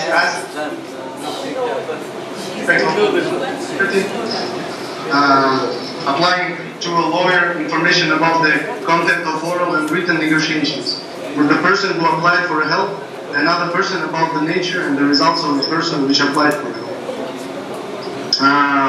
The law on banks and banking activity in the Republic of Kazakhstan.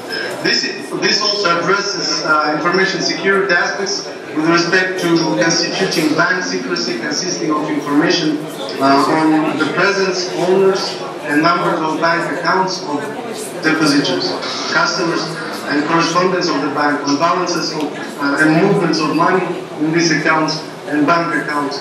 On bank operations, as well as information on the availability, owner, nature, and value of the property of customers stored in the safe boxes, bank cabinets, and payments. The law of the Republic of Kazakhstan on notary includes some aspects respect to information that constitutes the secret of notarial acts. The law of the Republic of Kazakhstan on operative search activity. This addresses aspects in the implementation of operational search activities, such as operative search, on communication networks, removal of information from technical communication channels, and etc. Ensuring information security. So from this part, I want to move to the second part of my presentation, which is ensuring information security in the sphere of informatization. Information security in the field of informatization is regulated by the law of the Republic of Kazakhstan, as it was said in the first slides, on informatization, dated from November 24, 2015. According to this law, information security is the field of information, in the field of information is a state of protection of electronic information resources, information systems, and information and communication infrastructure from external and internal threats. Basically, according to this law, I want to give some comments. According to this law, all the information systems and state information systems which belong to public bodies in our country, while developing, before being ready to use by people, they must go through through a couple of measures. Namely, these measures are attestation on information security and the tests on information security, which I will explain later. So, what is attestation? Attestation is the attestation of information systems for compliance with the requirements of information security is organizational and technical measures to determine the state security for the objects of the attestation, as well as their compliance with the information security requirements. Conducting the attestation examination is a state monopoly and carried out by an authorized body, which is the Republican State Enterprise State Technical Service. This information is a bit old already, but this Republican State Enterprise no longer belongs.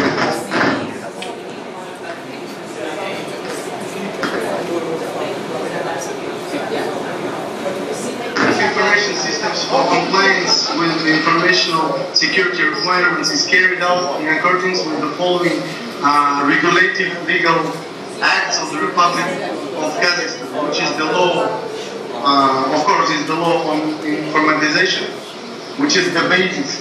And then it also should obey rules for attestation.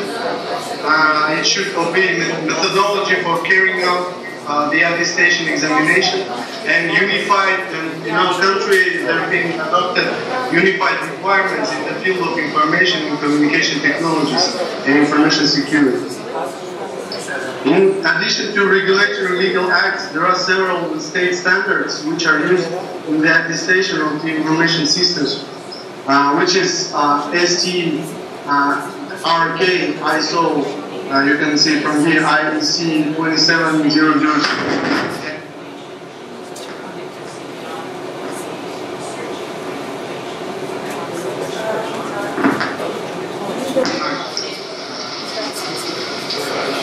And the second measure, as it was said, are the tests of information systems for compliance with information security requirements, which are technical measures for evaluating the objects of information security requirements testing.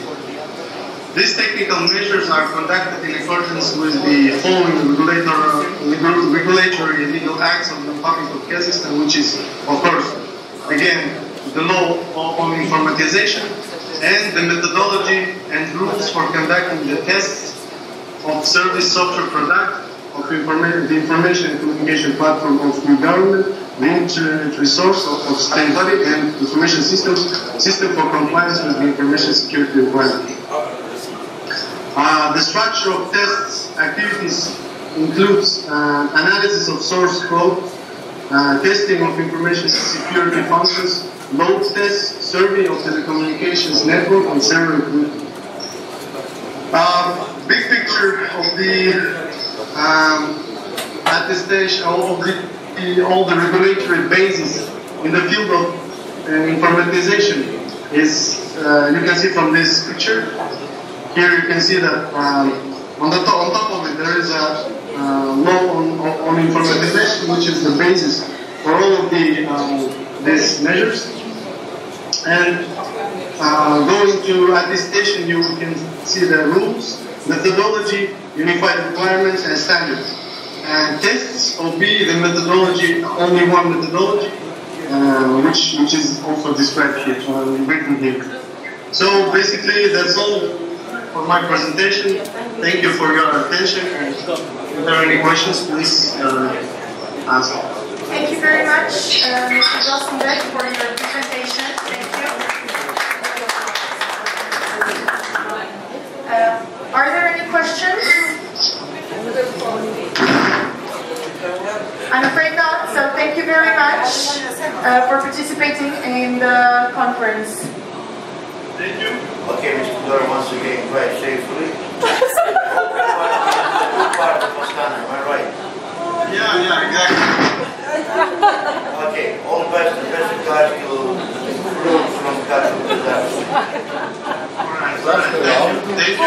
Thank you for invitation and all the best. Okay, you stay right back. Yeah, thank you. Thank you. We have a few minutes to wait for the conclusion to be presented. That was the last presentation for the conference, and we lost a few more minutes until they come out with the conclusion they have been making now. Okay, this was a teamwork.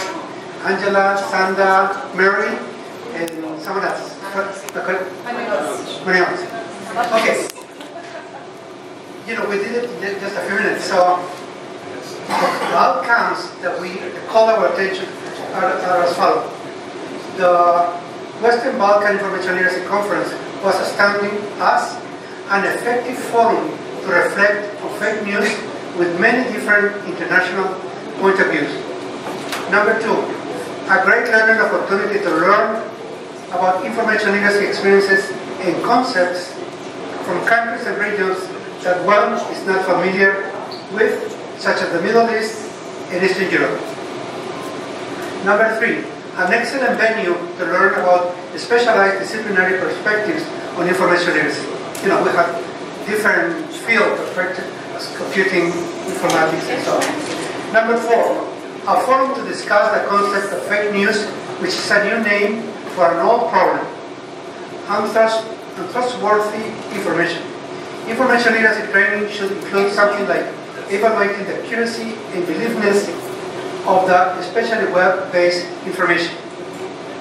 Number five, a venue to share novel views of information literacy, such as that our teaching of information literacy should expand beyond quotation, open, how to search for information, close, and including additional ways of finding information, such as information encountering.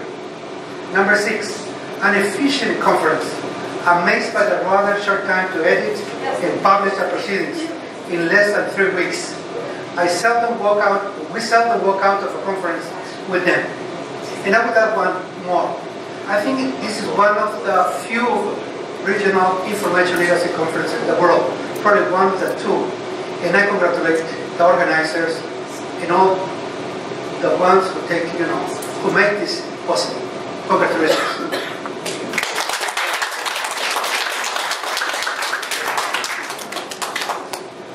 Okay, now taking your time, I will just invite the person guilty for all of this, Mr. Kavanagh, to come and close the event, please.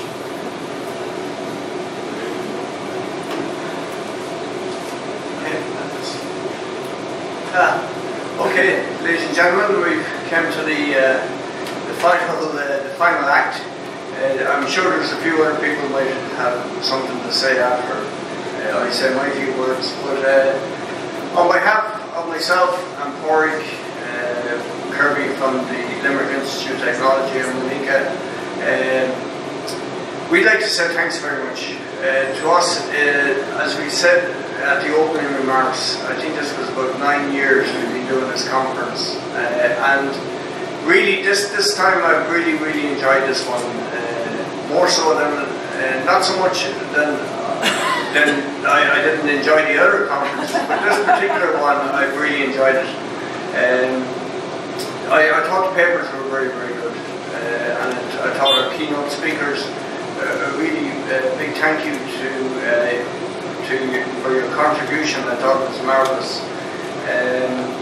So all I have to do now, just on behalf of our committee, is to present just a small gift to our keynote speakers. So if Tesco, if you could come up and this is a small gift on behalf of, hopefully you might just pull it out of the bag and give a look at it. A small representation of Ireland.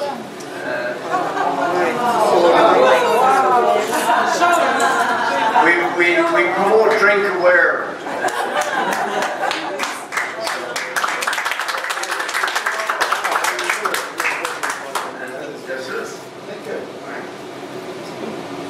Again, thank you very much for very valuable contribution. It's not the All Blacks,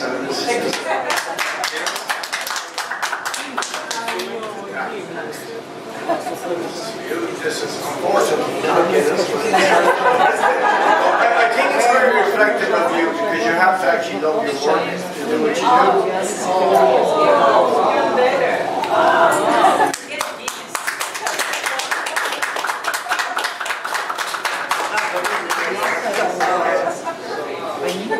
So that's it from me. I'd like to say thank you to everybody. So I'll hand you back over to Randall. So thanks, folks. Hopefully we'll see you all again here next year. Hopefully the weather will be better. Cheerio. Thank you. Okay. The last occasion, if somebody would like to say for a little word or whatsoever, impression.